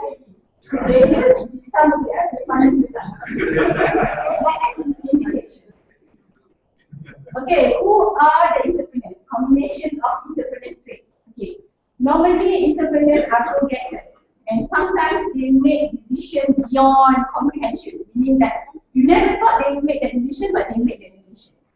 You know, nobody ever thought that Donald Trump going to use Chapter 11 to declare himself bankrupt, but he did. And not only once, he declared it twice. And if you have read the book Rich Dad Poor Dad, the author just declared himself bankrupt. Even after he advised a lot of people how to get rich and be have financial freedom. Why the heck he became so bankrupt? You know, so this is some of the entrepreneurial trait that you don't understand. And I've spoken to, in the last 3 months, I've actually had some challenging moments, and I actually sit down with so many entrepreneurs. And when there are entrepreneurs who are the icon of Malaysian entrepreneurship, and they tell me, yes, God will not give you, grant you something better if you don't go through something worse. You know, if you want to be a captain of a good ship, you must go through troubled waters, not still waters, right? So this is the kind of who the entrepreneurs are. These are the people who willing to go through troubled waters. Okay, not people who try to stay safe at the edge of the sea. So you must understand who are the entrepreneurs. Okay, when entrepreneurs acknowledge, they must know about some background of the product that they are selling or they are promoting, or the technical industry. But in our case in MTCP, we often try to identify people who are technical to become entrepreneurs. So we call them technical, because we felt that by doing that, we have an advantage over some technology strategy compared to people who are just normal business people who want to go into IT or who want to go into different kind of technical. I just met a guy. He is a biodiesel icon, coming up to be a biodiesel icon because he is 27 years old and he's a dropout. Okay, he's a dropout. He started playing with, his name is Vinesh, and he started playing with biodiesel at the age of 15. The father gave him a very old vehicle, diesel engine, and he started to play around with biodiesel at the age of 15. Then when he was 19, he was sent to London, School of Business. And his father wants him to be an architect or an accountant, something like that, not related to biodiesel at all. And then he met a guy who runs, who owns a logistic company in Malaysia. That company wanted to go green. So he was friends with the son of the owner of the company, son of the owner of the logistic company. And he told the guy, his friend's father, and he said, okay, uncle, I'm willing to go back to Malaysia and supply you biodiesel, provided you really change a purchase order for me. And then the guy who owns the logistic company tell Dinesh, but you're a student, you know you are 19 years old and your father asked you to be here to do your accounting. Why are you going back to Malaysia? He said, I don't make much money by doing accountancy, but I make more money by supplying biodiesel. So he left, and now he has 4 collection centers. There are about 30 biodiesel permits in Malaysia, and most of them using the palm oil. But they use the fresh palm oil, the RBD. But what Dinesh did is that his technology is working on used cooking oil. So he doesn't use the fresh CPO, the crude palm oil. So he used collected cooking oil to make into biodiesel. So it's a more alkaline process compared to the RBD or the fresh CPO that is using the acid-based technology. And he is not the Sunday. He didn't graduate in anything, but he's so passionate about biodiesel. You know, he is really passionate. And I just visited his place about 3 weeks ago. And now we are working on how to collect the used cooking oil so that he can increase his study. But basically, impressively, he is a 27-year-old millionaire. And he said to me, very simple. I told him, are you going back to school? He said, no, I'm not going back to school. So what is your plan? What do you want to do after biodiesel? Then he said, okay, I cannot tell you my plan, but I'll make bigger money. So of course, his motivation is to make as much money as possible.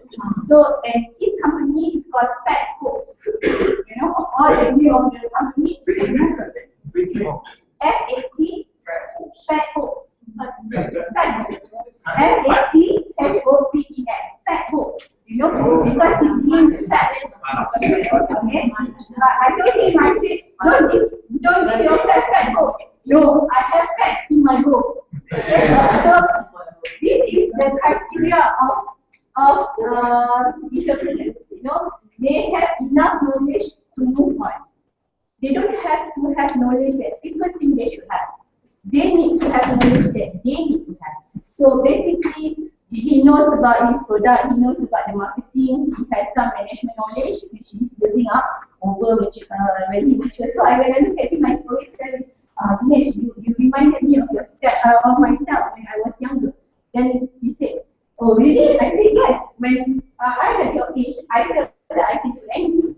You know, and it's very important to actually nurture young entrepreneurs and guide them and help them to move on. Because they don't, their flames are very, very, if you say the degree of heatness is like blue, you know, blue fire. But when as you age, you might have red or more color, you know, in your flame. So you get tired and more lethargic. Okay, so it's very important that we identify these kind of entrepreneurs who have enough knowledge, and the most important part is intuition. So for Dinesh, if he had followed his father's advice to finish his accountancy, he might miss the opportunity to be in biodiesel. But he returned back at the age of 20, you know, less than a year when he stayed in London Business School, he returned back and then he took the job to provide the biodiesel. And he realized what the hurdle of, we have a program with free, if I'm mistaken, and we try to develop an entrepreneur in biodiesel. But I don't think we're successful, you know, but when I compare this character, the one that we have versus the one that the fire that Dinesh has, I realized that an entrepreneur must be always hungry. People who are hungry for knowledge, hungry for money, hungry for network, hungry for opportunities. Because if you're not hungry and you don't see a person as hungry as Dinesh, he cannot move on. So this is very important. Okay, entrepreneurs and ideas. Okay, the idea has to be viable, must have quality. Okay, but at the same time, there are a lot of people with viable and idea with quality, but they cannot move on because they don't have good imagination and creativity. Okay, very simple. Okay, if you have an entrepreneur who is in the restaurant and then he waited for people to come to his restaurant to be fed, you know, and basically to pay him whatever his service. He might have 40 tables in one restaurant, and or maybe like China, we have like 200 tables one service, you know. But this is the amount of money that you can make at one time.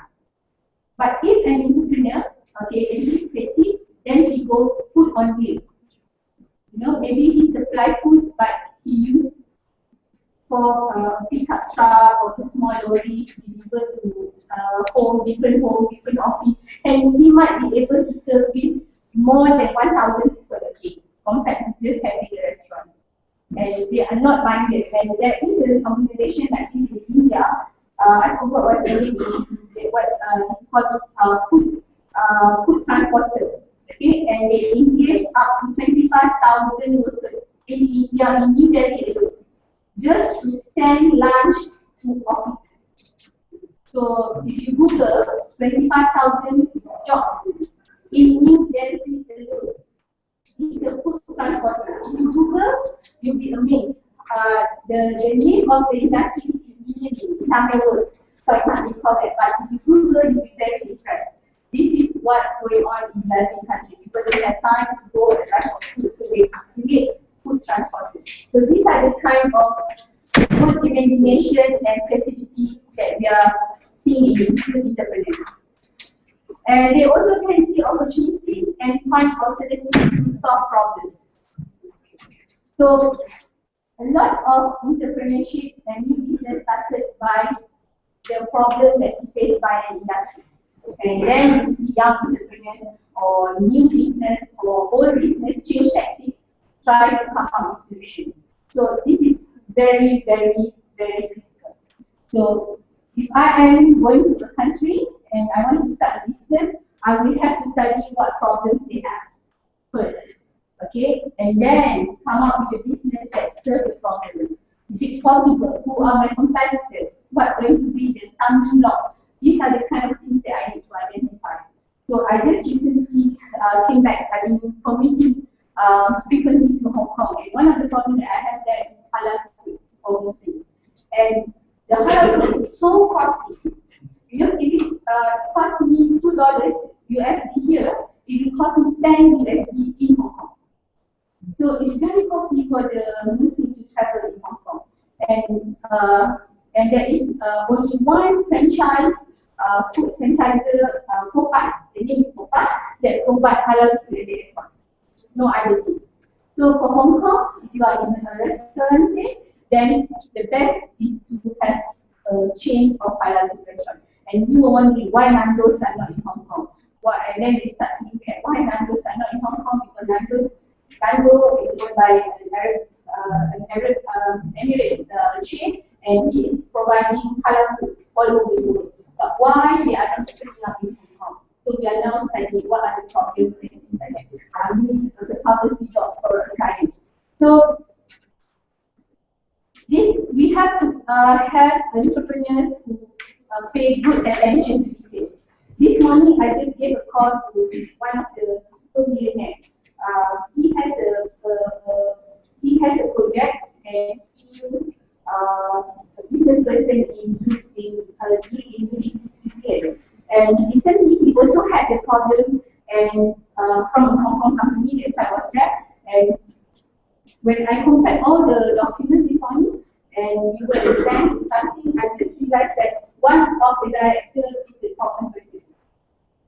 One company he dealt with it, one company he dealt with Hong Kong. But one of the board members is the same person. So I gave him a call at 10:30 and I said, remember that I told you you are not, you are angry with me because I almost called you stupid. Then he said, yes, but I'm not stupid. He said, yes, you are not stupid, but you are not, that's my idea. And he said to me, why? You know, he's a super millionaire. You know, and I'm not a super millionaire, I'm a super person. You tell that to the super millionaire that very angry, you know? I said, yeah, you are not stupid, but you are not that smart either. And I said, you lost 500 million to the same person. And you lost 300 million in Zurich. And you just almost lost 500 million because you asked you to recall back your fund. Because what he did is he was about to invest in the company in a project. And he sent money. And he wanted to use a tool, a financial tool. And he has 7 days to call back. So meaning that when you send money to other people, you use a tool, let's say transfer, cash transfer, and 1 week, you need to advise the bank in 7 days whether you want to call back the fund. And I discovered something right on the 5th day, which is a Saturday. And I called him and I said, there's something wrong. I don't feel comfortable with these people. Can you call back your fund? Whatever it is, you can send them back the fund later. And we managed to do that on the 6th day. And thank God, you will not that money. But when I told him this morning, I said, the board member of the company that you use in English and one of the board members that you use in Hong Kong is the same person. And he said to me, how do you know? I said, of course I know, because I went and searched and I got all the passport number. It's the same person. I said, his name is blah blah blah, his passport number is this, and his name, his face is the same person. And he said, damn, how did I miss that? So sometimes the successful entrepreneur needs the detail because they are dependent on their staff. But it's very important to be meticulous, you know, to have attention to detail. Because the more bigger the organization, the more bigger the business, the costlier it will be if you don't give attention to detail. Okay, entrepreneur and attitude. Self-confidence, passionate, have guts, risk taker, hands-on, good and decisive, good listener, willing to learn, willing to share, competitive by nature, honor promise and treasure family values. Okay, this one we cannot force all entrepreneurs because some entrepreneurs are good. Okay, so they survive by their own ways. And but whatever it is, I would say that entrepreneurs have very strong self-confidence. No matter what conditions they go through, they have a very strong confidence. They have passion, very good patience, and passionate about their business. They are risk taker. Normally, if they see their starting low, they get into it. You know, these are not corporate people who only travel first class, business class. These are people that if I have to go meeting and I need to be on that flight, I don't care even if I have to sit in the cargo. That is a kind of entrepreneur. You know, so and we have done that. I personally have done that. You know, I have to be on the truck to go into a plantation in Borneo because I miss my flight was delayed, so the rest already left in the jeep, and they give me a pickup truck, and I have to go on a very bumpy. I don't care as long as I can be there and join them. But okay, and normally they are competitive by nature, so this is very important to keep the flames going. Okay, entrepreneur and money, they love their money very much, and they love others' money too.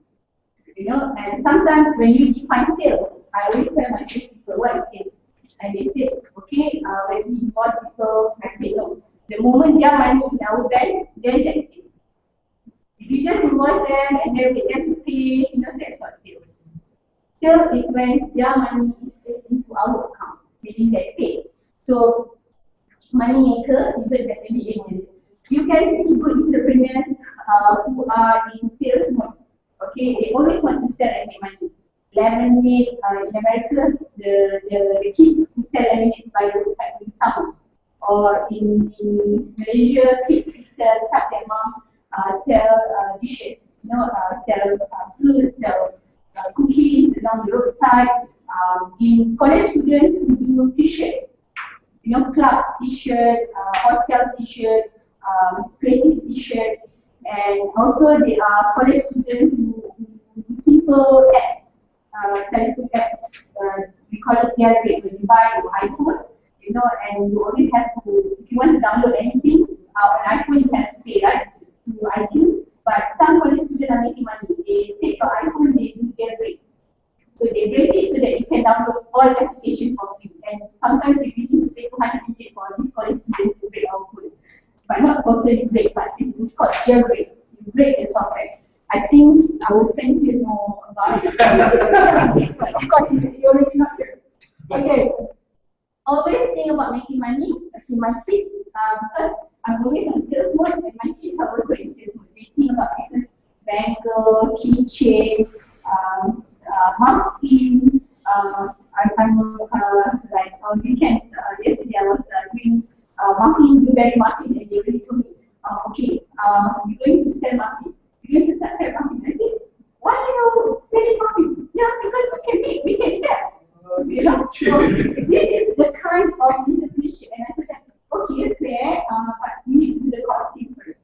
Always, when you have kids that love selling, you must also educate them about cost, because so that they balance their view from small. So it's very important. And in Malaysia, we have the school have canteen day or cooperative day. So these are the days where we train the kids to become business people. Okay, as I told you, understand cost structure very well. Decide on money very fast.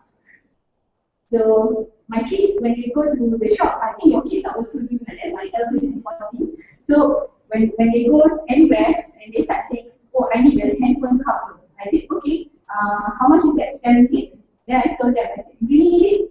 I thought I remember I gave you some money. Why don't you use money? Oh, okay, no, I don't need it. That's not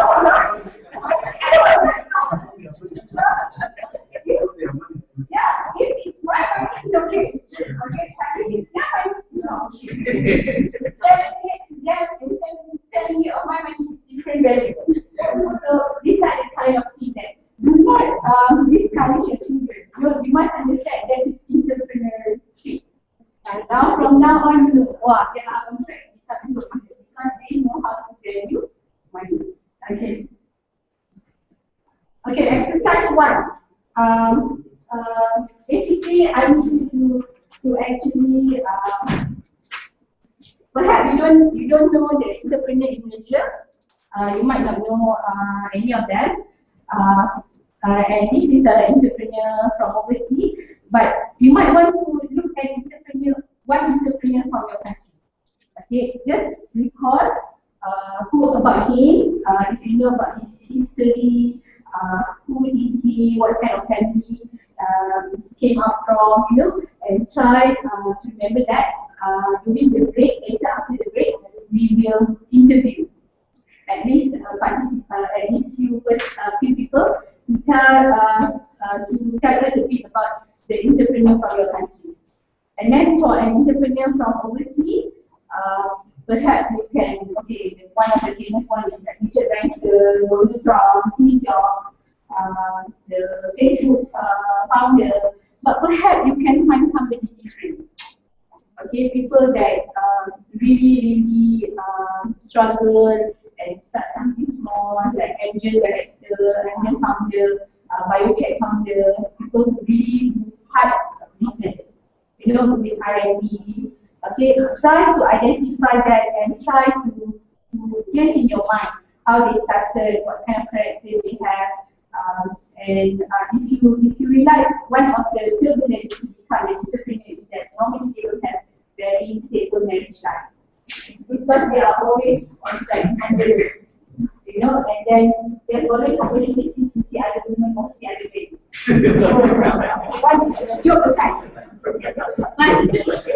But basically, these are some traits. If you start, in Malaysia, when we talk about entrepreneur, we hope MTDC, especially I know because I am one of the product.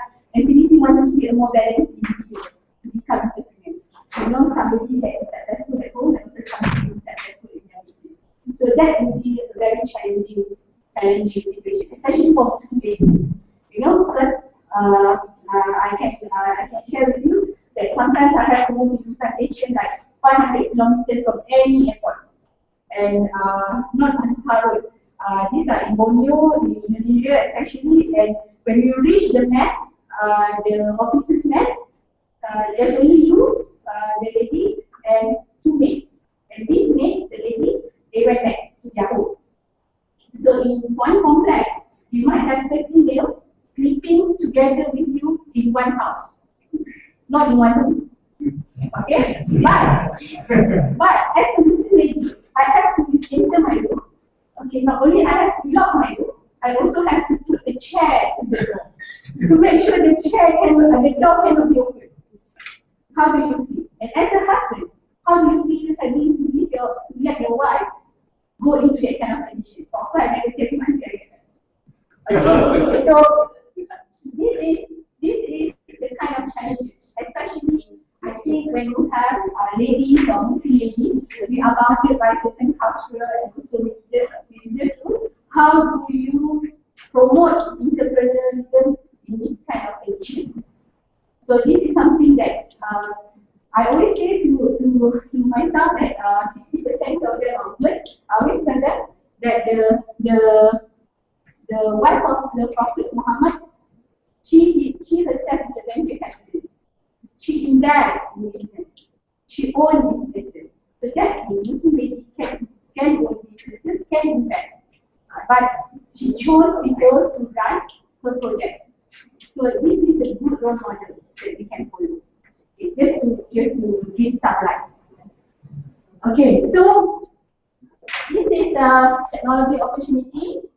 Okay, and in biotech especially because these slides are borrowed from Leicester Center for Entrepreneurship in University, and what we are looking is to create a techno-entrepreneurship by resulting in value. And when we say value, is wealth, money, jobs, businesses, wealth, and normally there are 4 phases in the entrepreneur venture. Okay. And normally the cash flow, before you have a healthy cash flow, it might take you at least 3 years, 2 to 3 years. Unless you are in business and you really make the deal happen and you can start to have a quality cash flow in 1.5 years. But normally the first year is always the difficult part. So if you marry an entrepreneur, you have to be ready. You have to be ready. Okay, because remember, entrepreneur like to use other people's money. So if it's your husband, then he might use your money. But if it's your wife, then they use your husband's money. Okay? Or other people's money. Okay. So there is always this depression mode where the cash is not enough. Okay, and we must, this is the task which I think is very daunting and very, very challenging. When you want to promote entrepreneurship, normally not many can survive the first 3 years. There's a Chinese proverb, because I grew up among the Chinese in a town in the area called Klang, near the port, and we had 3,000 houses, only 3 Malay houses. So when I grew up among the Chinese, and I always think like Chinese. And the Chinese, they have their own problem. Chinese always go for money. And they have this problem. They say, if your business can survive the first 1,000 days, you can survive forever. So 1,000 days is 3 years. So it's very important that a new business survives 1,000 days. Okay, and so normally this is the part of 1,000 days. Okay. But the Chinese also have another problem. Now they are in trouble because they do that problem. Because the proverb says that normally wealth doesn't go more than 3 generations. Okay? Because when you already move into the 3rd generation or 3rd cycle, by then your business are actually on phase 4. And you will see what happens in phase 4. So this is a pure entrepreneurship. Normally the first phase, the entrepreneur run the business themselves. Right? So they don't have that many people and they do everything themselves. Okay? This is when they define the concept of the business, gathering financial resources, assembling the startup team, identifying customers, analyzing the competition, building the prototype, and getting your first customer. So that is the first phase of being an entrepreneur. Okay, then on the second phase, maybe after a year, after they know really they develop their product, they really know what they want, and then they start to go into strategic focus. This is when they started to open the manufacturing. Before you outsource, then you started to have your own production line. Before you only have 2 staff, now you have 2 staff in accounts alone. The rest, then you start gathering more staff. Okay. So you define in the strategic focus, okay, what will people pay, how many will they buy, how to distribute, how to service the customer. You start to build the system. Okay, and at this stage, normally the entrepreneur can relax a bit, okay, the business, even if you are on MC or medical leave, the business can run on as it goes. Then you start going through into the 3rd phase. Okay, how long each phase, it depends on the business and the entrepreneur team. Okay, it doesn't mean this is 1 year, 2 years. No, it's phase by phase. So now on the 3rd phase, you start to build the system. Okay, you have a more system that builds more to your business. Okay, if it's a biotech business, then you start using the production system, the discretionary, all the operation systems that you need to run the companies. Okay. Then at this point of time, you have more a formal term of sale. Maybe you have contracts. You don't have door-to-door knocking. You have long-term contracts and etc. Okay, then you start to enter the corporate management. This is when sometimes the entrepreneur is control. They are not in control of their business because everything has a system. So you are a chairman, you cannot interfere with the board. You are in the board, sometimes you have to appoint political person as a chairman, then you are not in control of your chairman. So this is the problems that normally, generation after generation, if they are in business, this is the problem when they started to have a lot of issues. Because when they make the entrepreneur venture into something like corporate management, where you're going for listing, where you're going to involve some large shareholders, and you might have government as your shareholder, government agency or public listed as your shareholder, then you started to have a lot of problems. And you start seeing a lot of entrepreneurs, when they reach this stage, they let go their company. Because they want to go back into this mode. They like the feeling of being an entrepreneur where you are in control of your business. You have 30 people, everybody, interview a cleaner instead of 300 or 3,000 workers, the entrepreneur they are working with or for you in an organization. So there's a lot of different phases, but the most important part is to push them through this phase. We need to give a lot of assistance. I wouldn't say subsidy, I would say a lot of motivation. Okay, like some incentive in terms of tax deduction, R&D incentive. We have this year we will give a lot of entrepreneurs to give one-to-one matching grant. It's not a free grant, but it's a one-to-one. You put $1 and PDC gives you another $1. And at the same time, we also provide them some opening to their market by doing the more expensive visits. And PDC send people to Middle East, Europe, Africa, trying to look at markets for the entrepreneurs in Malaysia, especially the one that is being nurtured by the PDC. Okay, at this point, the entrepreneurs might hire outsiders, and this is the phase when you start to use the grip of your business. So as entrepreneur, normally they will either keep or let go.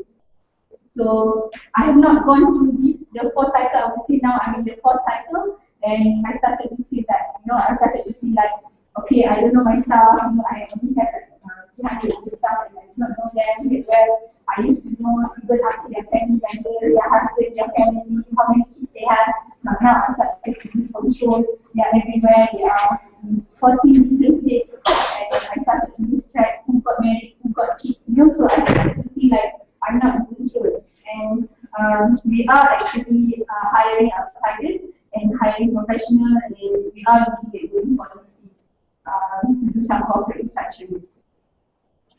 Okay, the most important part is to create the professional entrepreneurs. Entrepreneurs who are well educated, well-groomed, well-positioned to be the global leader, or at least to be the country industry leader. So this is what we need to do as an organization. I believe that you are also somehow involved with building up entrepreneurs in your country, and these are the entrepreneurs that you want, professional entrepreneurs, who can vision the future into the present. Okay, example. When I started in 1996, Malaysia actually, in the South Asia, compared to China, Malaysia is using higher chemical fertilizer per hectare of arable land compared to China. So we are dumping chemical fertilizers into our soil because of the oil palm, rubber, paddy, and when I started in MTC, I bumped into technology in University of Putra, here, the university here at that time is called Agriculture University, and the micro actually can reduce the application of chemical fertilizer. So when I started to promote it to the plantation sector, the urea was barely about 200 USD a ton. So whatever cost saving that I can give to the planter, to the plantation industry, is less than 5 cents per plant. So they said, well, we are not interested. I said, it's okay, do the trial. And plantation industry in Malaysia are male oriented. We have the International Society of Planters, there are 3,000 members, and I was the first woman member in 1996. When we had our AGM, it was the first time we had to say, good morning, gentlemen, ladies and gentlemen. Okay, so you must understand the okay, so in 1996, when I told them that, okay, look, we can reduce 20% chemical fertilizer, the cost saving per plant is only 5 cents, because urea is related to the petroleum price. And at that time, USD 30 a barrel in 1990. How much is it now? USD more than $100 a barrel of crude petroleum. So just imagine how much is the price of urea now. 700 USD a ton compared to 200 USD a ton. If we were to give up in 1996 and we did not proceed with our trial, our R&D on how much the nursery time can be cut short, how much production time can be cut short, we would miss the opportunity now to promote our product. Because in plantation, they want to see what happened after 7 years. All farm, especially, they want to know what happened after 7 years. So the tree increases productivity. What time at the age of 26 months do we get to have to do the first harvest? So they want to know all the time. So for our company, we were only profitable at the 8th year. Because from year 1 to year 7, we keep investing whatever income that we have back into R&D. We do more trials, different types of soil. We do it in Indonesia, we do it in Sri Lanka, we do it in Myanmar, we do it in Vietnam, we do it in recently we just started going to Philippines, in the potato. We do have a lot of trials. Even now we are doing a lot of trials. Because we are dealing with life, plants, the living things, the microbes, and we do not know how they respond in different types of soil. So you need to have professional entrepreneur who vision the future into the present. I was in Tanzania and my colleague, I missed the trip to Kenya. Uganda. And whoever that went to Uganda, when we flew over to Tanzania, we had to go through the, what's the famous mountain here? Kilimanjaro. Yes, okay, Kilimanjaro. And they stopped at the small airport in Kilimanjaro.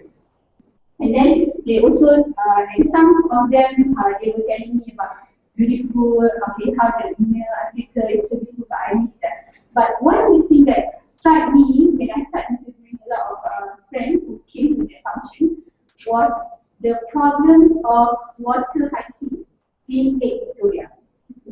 Right? Your lake is getting smaller because the water hygiene, the plants surrounding the lake started to make the place so crowded, so they destroy the fish habitat and a lot of things.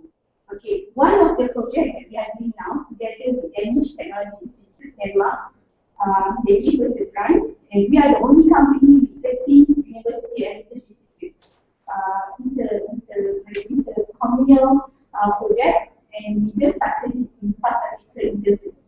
Is to convert all the organic waste into organic fertilizer.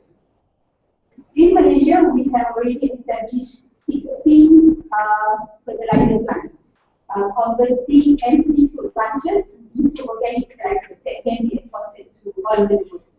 And we just completed the project to convert the banana trunk, cassava. We were there looking at the sunflower, all the excess of organic waste. And one of the tasks that they want us to look at is how to convert water hygiene in Lake Victoria to become fertilizer. So these are the opportunities. If you have bio-based entrepreneurs who are willing to work with us, these are the kind of things that we wanted to proceed. Because like what we are doing in Indonesia, we have our lab in the University of Lampung, and we have our staff there, and eventually we just started our manufacturing in Indonesia. So the technology, if you want to go from local to global, has to go to people. So we started the foundation in Malaysia. It's a tropical base. African countries are also tropical base. We can expand that. So that is an example. Okay, and of course nobody really bothers looking at water hygiene in Lake Victoria now. And nobody really seriously think that, oh, you can make money from the water hygiene, it's like fish in the lake. Yes, you can make money from the water hygiene by producing organic fertilizer. Because just imagine the transport cost to bring any fertilizer into Africa. Because I know I was there for about 5 days. So I did a lot of homework. I interviewed so many entrepreneurs when they came to visit us. And the same in Indonesia.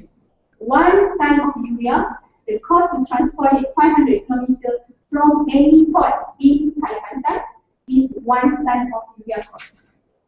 So by the time the urea reach the place, is double the cost. But if you can find technology that reduces the application of chemical fertilizer, improve the efficiency of the nutrient uptake, then you can actually create the local industry. And in Malaysia, the worth of chemical fertilizer industry is almost 4 billion USD. So if you can take the milk, you can get at least 30% of that. You just measure what is the kind of conducive environment that we can create. So always in developing countries, we can always start with agriculture as one of the leapfrog. And the moment you start from organic, there are a lot of things that you can do from organic, not only organic matter. When the moment you have organic matter in your country, you can also start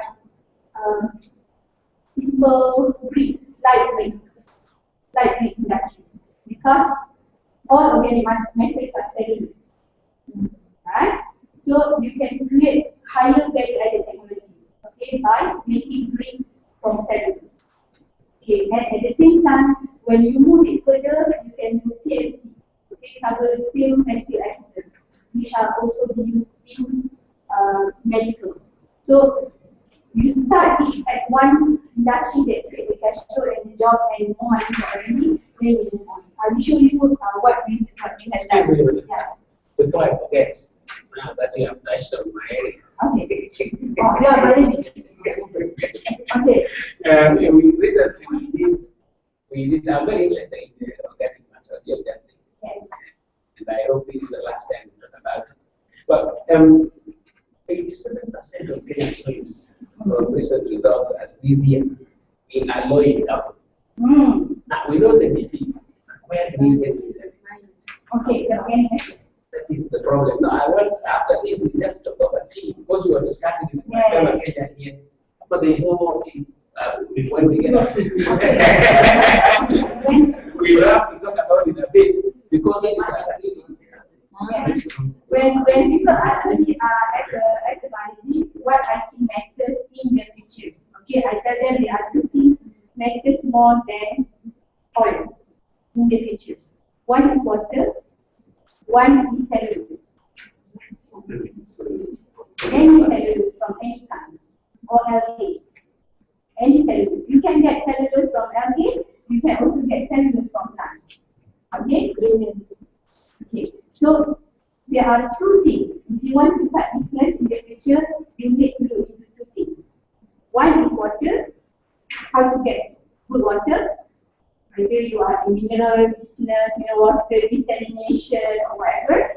And second, how to control the cellulose. So that's why when people, one of the projects that I'm writing now is the development of new petroleum area in Aceh.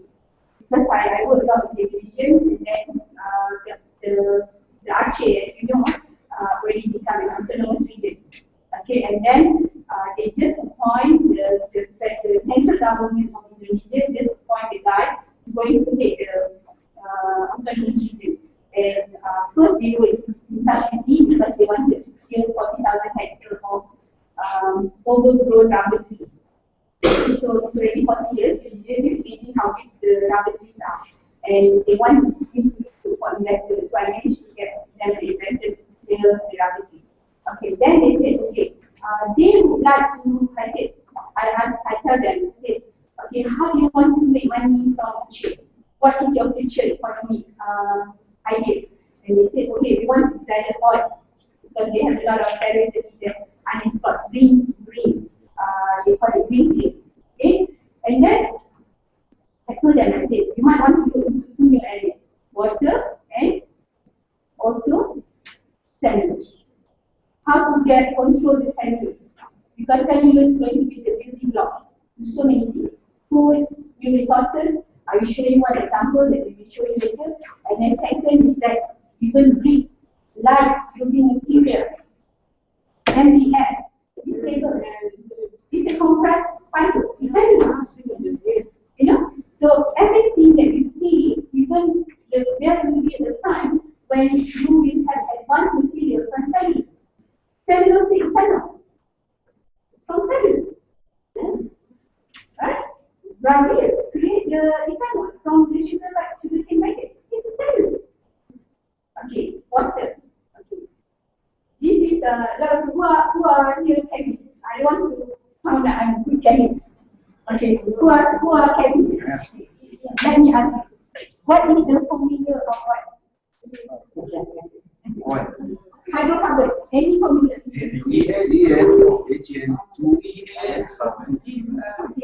So what are the combinations?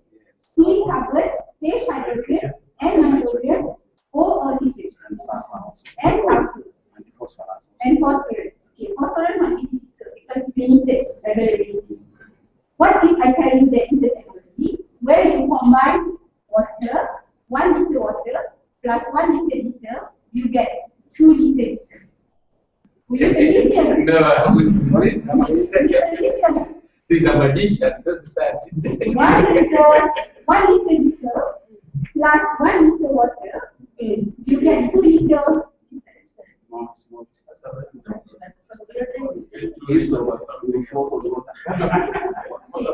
That's what we think, right? That's what we think, right? But Japanese already patented technology. 1 liter water plus 1 liter diesel, you make it 2 liter.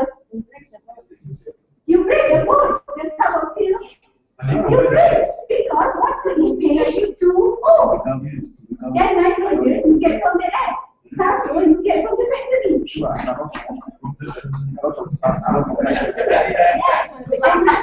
But you didn't say you are adding other things. You actually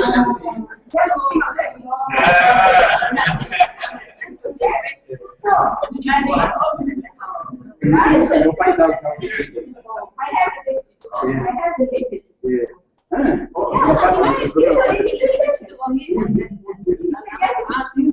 You can find the information. Yes. So why isn't it possible? Because at the end of the day, but think about sulfur. There's a lot of sulfur dioxide from any factory, right? There's a nitrogen in the air, and you have the H and the O in the water. All you need is good catalyst to break the bond. Break the bond. Because it's carboxyl. The catalyst is the one which is patented. Yeah. The catalyst is the one which is patented. Yes. So this is, as I told you just now, remember, you must vision the future into the present. So if you want to start any business, it's not really about the age. It's about the wisdom. It's about the wisdom. Okay, what can you derive now that can benefit the future? So this is very important.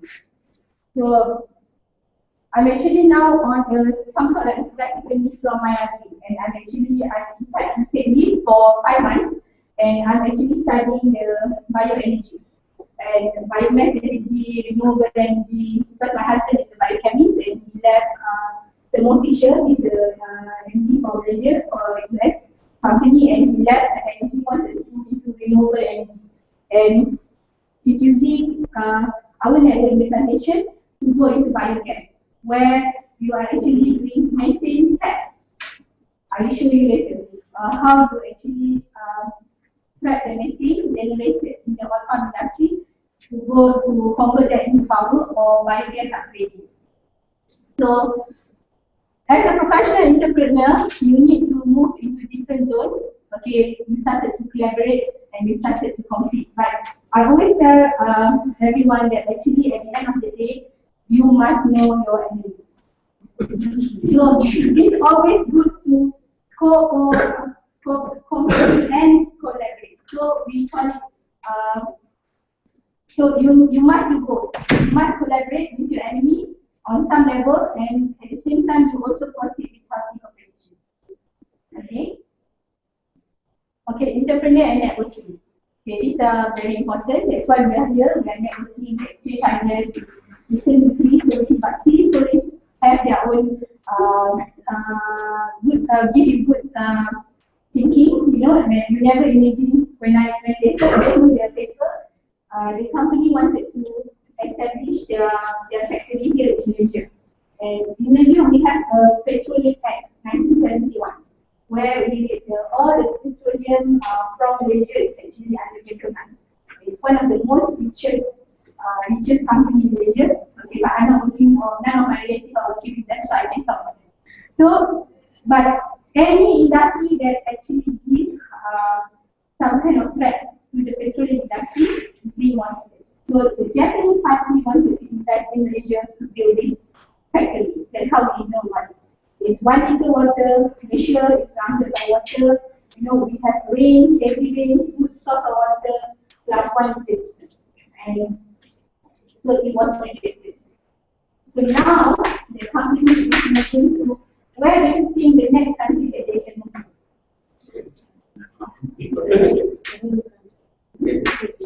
Okay? Any other idea? No? Close. Now in Vietnam.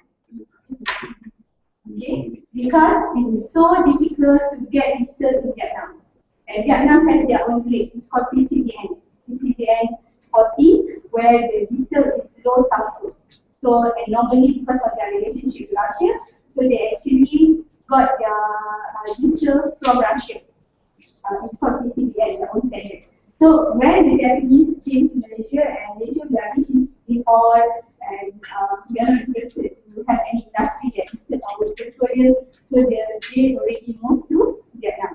But if you really study Vietnam, you will see Vietnam as a very strategic country because it's in the middle of where it's so near to China. So now they are building 10 farms. Okay, the whole industry, they are establishing the new industry there.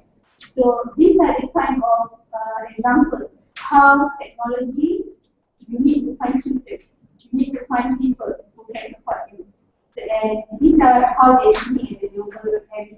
So for me, in the long run, we will be a loss because definitely the price of oil will go down. Yeah. Okay, so this is one of the, and we are trying to bring back another plant back into Malaysia. So just to share with you, okay, criteria of successful technology. This is from Michael Lee, the image review, the book, very good book. Okay, so he concluded that entrepreneurial must be visionary, innovator, strategies, creative, and need to control. And managerial, orderly, pragmatic, and predictable. Okay, at certain level, entrepreneur can be predictable, but sometimes when they make major decisions, they have to be very unpredictable. Technical capabilities, working and do things, and to be a successful entrepreneur, there needs to be a balance of all three traits. So they must be entrepreneur, managerial, and have the technical capabilities. So it's not easy, but normally you can achieve this by having a team. So normally a successful company, might be represented by one person as a sport leader, but actually they have their entrepreneur team, other minority shareholders who are actually in the back. So always look for entrepreneurs who can work in a team rather than entrepreneurs who want to work. Normally entrepreneurs who want to work alone, they become small business owners. They are not the entrepreneurs. They are not going to be professional because they are not going to be able to work in a team. Okay, race against time. Okay, this is in Stonehenge, UK, and basically time is so important that human civilization has worked hard on tracking it for thousands of years, so that you only have to wait half a minute. I always tell the entrepreneur, okay, everybody is given 24 hours. Why some people are successful, some people are not? Why some people make $3 in a second, some people make 3 million in a second? It's because how they make use of their time. So it's very, very important that when we deal with our entrepreneurs, we have to, because even in Malaysia, we have this problem called rubber time. You know, rubber time. Because we always procrastinate. We always deviate. You know, if we want to go global, we cannot do that. We have to move. We really have to sacrifice. And I tell you that this is my youngest is 2 years old, and the 14 and the 10 that I have 3 daughters. The 14 and the hand, they are very, very jealous of the youngest because I spend most of the time now with the youngest because I have more time. But when she was 14, the time that she has with me in that fingers, I always see them going horizontally, not vertically. You know, by the time I come back, they're sitting. By the time before I go out, they will still sitting. So basically, these are the sacrifices that, especially as ladies, going to be morning. But as a father, also they make sacrifice. My husband also makes a lot of sacrifice. And at the same time, it's the endurance fact. Okay, what we are lacking in the developing countries are the support systems. Okay, to support the entrepreneurs. This is what's lacking. Okay, and sometimes when the entrepreneurs do financing, the interest to protect the entrepreneurs are not there. And normally the entrepreneurs are the ones that least know about financing. Okay, especially financial tools, the share structure, blah blah blah, corporate structure, because most of the entrepreneurs are technology. So even if they have MBA, they are not practitioners. They are not M&A, merger, acquisition, expertise, and things like that. And the problem is that most of the time during the expansion phase, the entrepreneurs lose their footing because they don't have good financial advisors who are protecting the scientists and the entrepreneurs. So this is something that I hope you will look at when you establish your model in your own country. Please make sure you have financial experts supporting the entrepreneurs, not just financial experts promoting the bankers, the venture capitalists, the private equities. You know, you must also think about the entrepreneurs. It's very important because the bankers, they will sit behind the desk. They only look at numbers, they look at papers. The one that really have to go and fight in the field are the entrepreneurs. So we must take care of the entrepreneurs. Okay, do we for time revision? No? Okay. Okay, we go straight to local to local. We call it local because local means global and local. Okay, we have a term, Malaysia. We call it local. Local is global and local. Okay, you don't just go global. You grow local and go global. So we are like, we now becoming like Indonesia. They always have these combined words, you know. Okay. This is I just shared with you about Nagli. What we are doing is that we are actually promoting several ideas, development of green biosciences technology for sustainable environmental and agriculture management. We also do leverage on waste to wealth as source of growth model. Becoming world-class regional biosciences group, creativity and innovation is essential development. We have 100% our staff in Malaysia are local and 100% of our staff in Malaysia are Indonesian. And we also have 3 scientists now in Sri Lanka. We work on tea, rubber, coconut. And at the same time, what we wanted to do is to ensure economic profitability and ecological sustainability. Okay, so we started as a commercialization company. We only were given 50,000 USD to start the business. So I was 25 years old. That was in 1996. So now you know my age. Okay, 1996. Okay, 50,000 USD. So who said that we have to start in a very positive manner? Okay, so we started with some R&D. Okay, which we commercialized technology from UPN, but at the same time we realized that there's a lot of lack of information, the data, and then we have to spend some money into research. But it's very important to look at this as investment. Okay, and then we do the commercialization, but our motive is to make profit. And then when we go into the market, okay, we start to build the business development. Okay, and we look at it as expenses and also at the same time we register it as loss. Okay, and then we do a re-evaluation.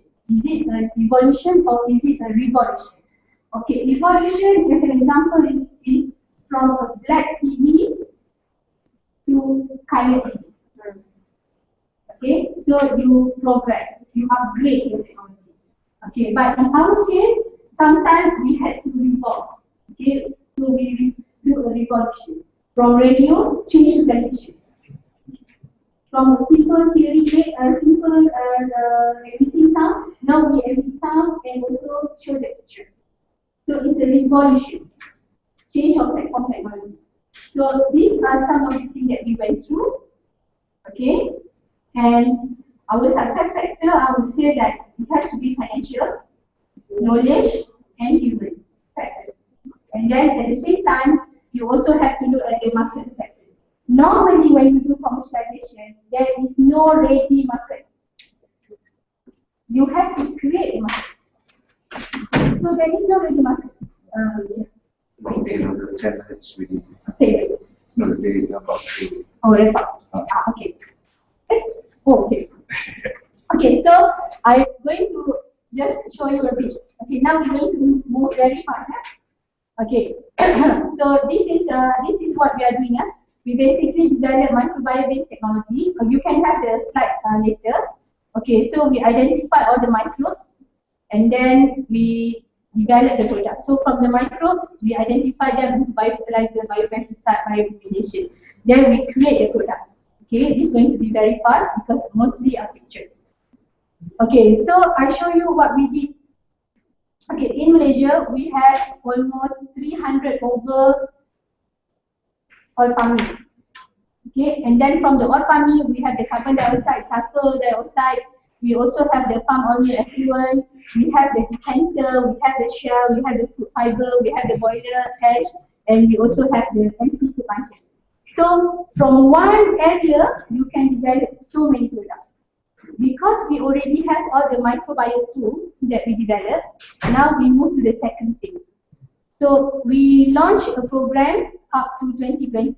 We have an R&D, first R&D plan up to 2016. Now, the first R&D plan was up to 2007. Now we are completing our second R&D plan. From the first R&D plan, we managed to have 3 patents. And this is what our plan is. So we have the forecast. Everything is about money. We have the target, what to do, and how much money we are going to generate, and where is the market that we're going to do. So from this, what we have created is a plan. Okay, phase 1, phase 2, phase 3, phase 4, phase 5. How are we going to make so that the whole waste become well? So we did. Now we are in phase 2. Okay, example, we have the empty fruit bunches, we make it into organic fertilizer. We have the pomade, we converting it into biogas. At the same time, we have the waste, the liquid waste, we are growing algae. From the algae, we're going to make into animal feed. And then we end up having recycled green filtered water. So this is not done with any university. This is our company R&D. Okay, so but what you want to have is a systematic step by step. Okay. Then what we did is this is phase 1. In the phase 1, after you harvest the palms, you have the empty fruit bunches, so you convert them to become organic fertilizer. When you create a factory, you create jobs. So we are now convincing our plantation partners to reduce 30% chemical, and we are on track to move it up to 50% down. I have a lot of enemies. Because chemical fertilizer is, remember, 4 billion USD in Malaysia. So and by having our project, we also promote the industry growth. So we also have new competitors. We have new players into this industry. Okay, these are a new industry by itself. This is a 1 million USD plant. Only cost you 1 million USD to build this, and you only have about 500 tons a month. Then we built a bigger one. This is 2,000 tons. We spend about 4 million USD. This is in Sabah, in Borneo. Okay? And we don't talk about compost, we talk about a black earth material, a real organic matter. Okay? Then we do the granulation, we do the sanitization. Then we can move to different countries. At the same time, we do carbon credit with Gazprom. So we have 4 projects that we certified by United Nations. Because by converting all these empty fruit bunches, we reduce the methane. we get it approved in 2012. So we're going to start serving the carbon market next year, 2015. Okay, waste to commodity. So from the waste, it becomes a commodity. So you start step by step and you have cash flow generation. So once you did this, okay, then you can start organic farming. Then we are collaborating with the DA countries. We had a meeting in Iran 2 years ago, and we already produced a statement that the other 6 Middle East countries going to trade with Malaysia and Indonesia, exchange, barter trade between the chemical fertilizer and the organic fertilizer. The only country, African country in this DA is Nigeria. Okay, so Nigeria is a member in the country, so we made the rep from Nigeria. And we also have carbon credit activities. Okay, when you say organic fertilizer is not working well, yes, if you only depend on organic fertilizer, it will not give you significant advantages against chemical. But when you combine organic fertilizer with the microbes that you develop, then the result is very impressive. So we are getting very good result in food items. This is in rock melon, we did on sugarcane, potato, onion, paddy. Okay. Then remember we had the palm oil mill effluent. So now we are building the compost plant, and on top of the beside the compost plant, we also doing biogas plant. So we are syndicating project. We are working with other team players like Synergy, BP Gas on getting the biogas. So you use the organic waste to generate the biogas and to channel the electricity that you generated to the national grid. But at the same time, when they are not close enough to the national grid, we do biogas upgrading, and we plan to sell it as industrial gas, which is better because industrial gas, the price change every 6 months. If you hook to the national grid, there's only one company that buys it, and the price is regulated by the government. Okay, then we have, after we take all the solid, we still have the liquid. Then what we do is that we already found our algae strain, and we use the waste in the water, we call it nutrients. We use it to grow the algae, and we get the algae biomass. And everybody asks me, okay, if you can grow algae, that means you can grow algae for bioenergy. I said yes, but I'm not going to do it because I have the 1+1 equals to 2 project. Water plus diesel equals to 2 liter diesel, which is more economical at this point. So, but the moment you grow the system, you can change the algae. But at the moment, we are looking only at, okay, so we use animal feed. So we use the composting leachate to grow the algae. So it's not a waste, it's a nutrient source. You just have to change your thinking. Okay? Before treatment, after treatment. These are all the algae body. You like this one, huh? Yeah. So, biologist? I want to see what the end use of this. I want to know how it will end. Okay. So, the algae, this is your answer. When you have algae biomass, you can change the algae depending on whatever the start. You can either use it for human feed, or animal feed, or algae oil. So that's why I say organic method is very important. Even your human waste can be used for algae production. And actually in Thailand, they grow spirulina using the pig waste. So we are questioning some of the producers because of the halal issue. But this is the reason why I started the project using the comics 3 years ago. We already on this project for 3 years. We are filing our first patent already. Okay. Remember that I told you, being entrepreneur, you need to be creative. This is a project done by my husband. I just shared with you. When he went around and advised business people, okay, this is an owner, and he grow pepper. You know the pepper, the black pepper tree? Okay, this is the black pepper tree. Okay, for you to get from here to the black pepper on your table, it takes another 2 months. Because it has to go from green to yellow and yellow to reddish, and then ferment it to make it black.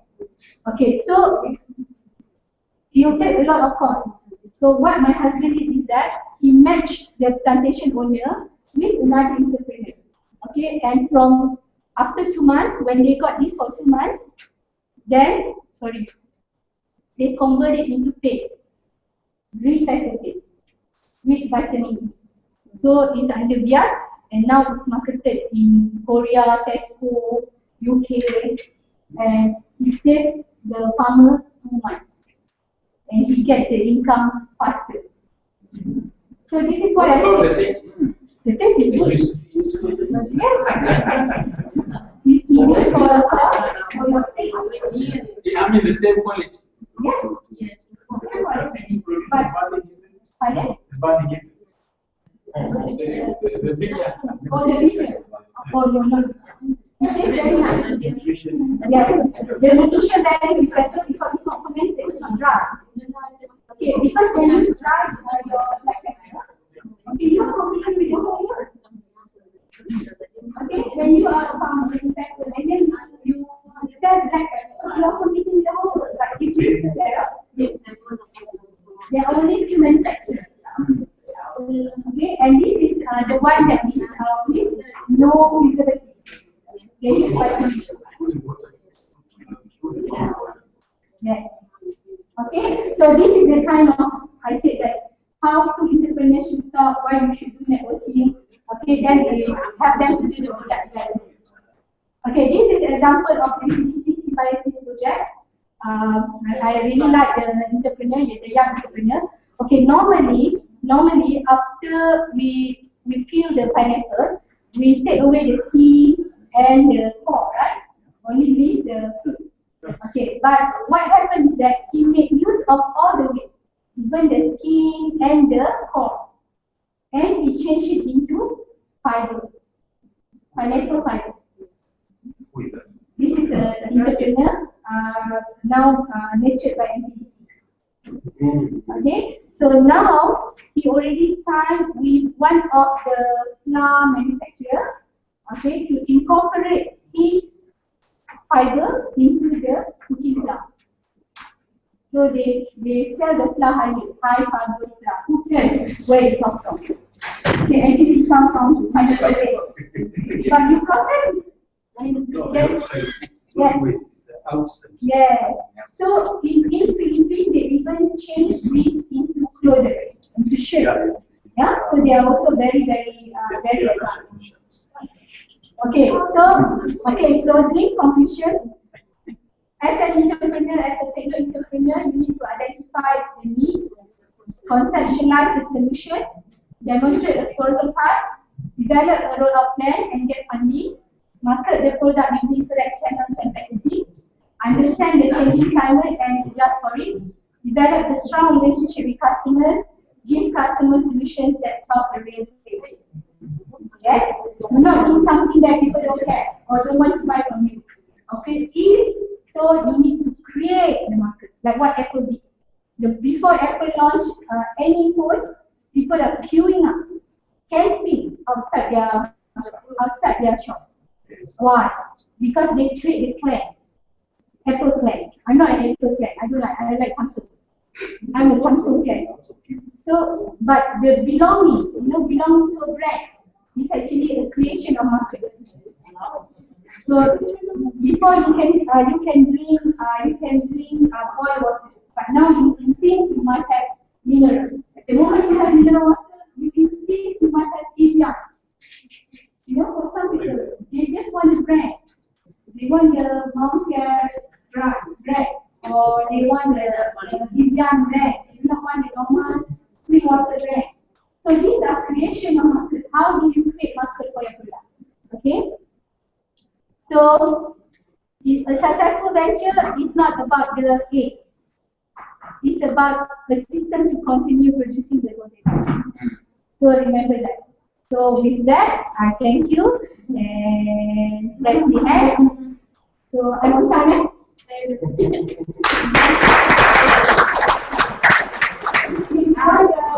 Next slide, you can have a slide here, and then I also have my email there. So you can contact me and send me mail if I can help you. you, and I wish you all the best for your time in Malaysia, and enjoy the food. So I really enjoyed it when I was in Tanzania. I really enjoyed it. Have you tried to come here?